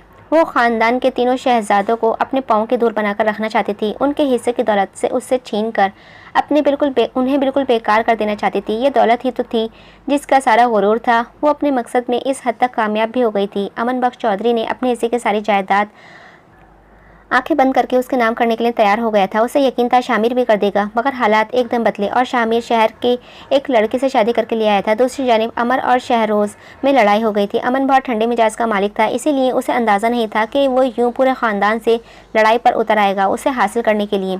हालात उसे अपने मुखालिफ सिमत जाते हुए महसूस हुए। उन्हीं दिनों में उन दोनों में से किसी से भी शादी नहीं करना चाहती थी वो, और ना ही कभी करने का सोचा था, मगर हालात ऐसे हो गए थे कि या तो अमान से शादी करे या शहरोज़ से। उसे पता था कि हवेली में रही तो किसी न किसी से तो उसका निकाह करना पड़ेगा, इसीलिए उसने भागने को तरजीह दी। वैसे भी उसके नज़दीक उसके पास इतना बड़ा हिस्सा था कि वो आराम से उन सबको बेच कर अपनी अच्छी ज़िंदगी गुजार सकती है अपनी माँ के साथ। आप ही हवेली नहीं बेच सकती। वो सबसे पहले हवेली को ही बेचना चाहती थी। क्या? मगर क्यों? उसके लहजे में खासा एहतजाज था, क्योंकि ये हवेली के तीनों मालिक हैं। अब 3 मालिक हैं, अब क्योंकि 2 हिस्से आपके पास हैं इसीलिए आपका हिस्सा ज़्यादा है, मगर तीसरा मालिक शामिर बख्श चौधरी है, उसके इस पर दस्तखत नहीं है और उसके इजाज़त के बगैर आप इस हवेली को क्या किसी भी चीज़ को नहीं बेच सकती हैं। अपने वकील की बात सुन वो अपना सर पकड़कर बैठ गई थी। आगे का नावल कंटिन्यू रहेगा। उम्मीद है आपको ये नावल पसंद आया होगा। अगर पसंद आया हो तो प्लीज़ लाइक कीजिएगा और मेरे चैनल को सब्सक्राइब कीजिएगा। मिलते हैं इस नावल के नेक्स्ट पार्ट के साथ। जब तक के लिए अपना ध्यान रखिएगा और मुझे अपनी दुआओं में याद रखिएगा। अल्लाह हाफ़िज़।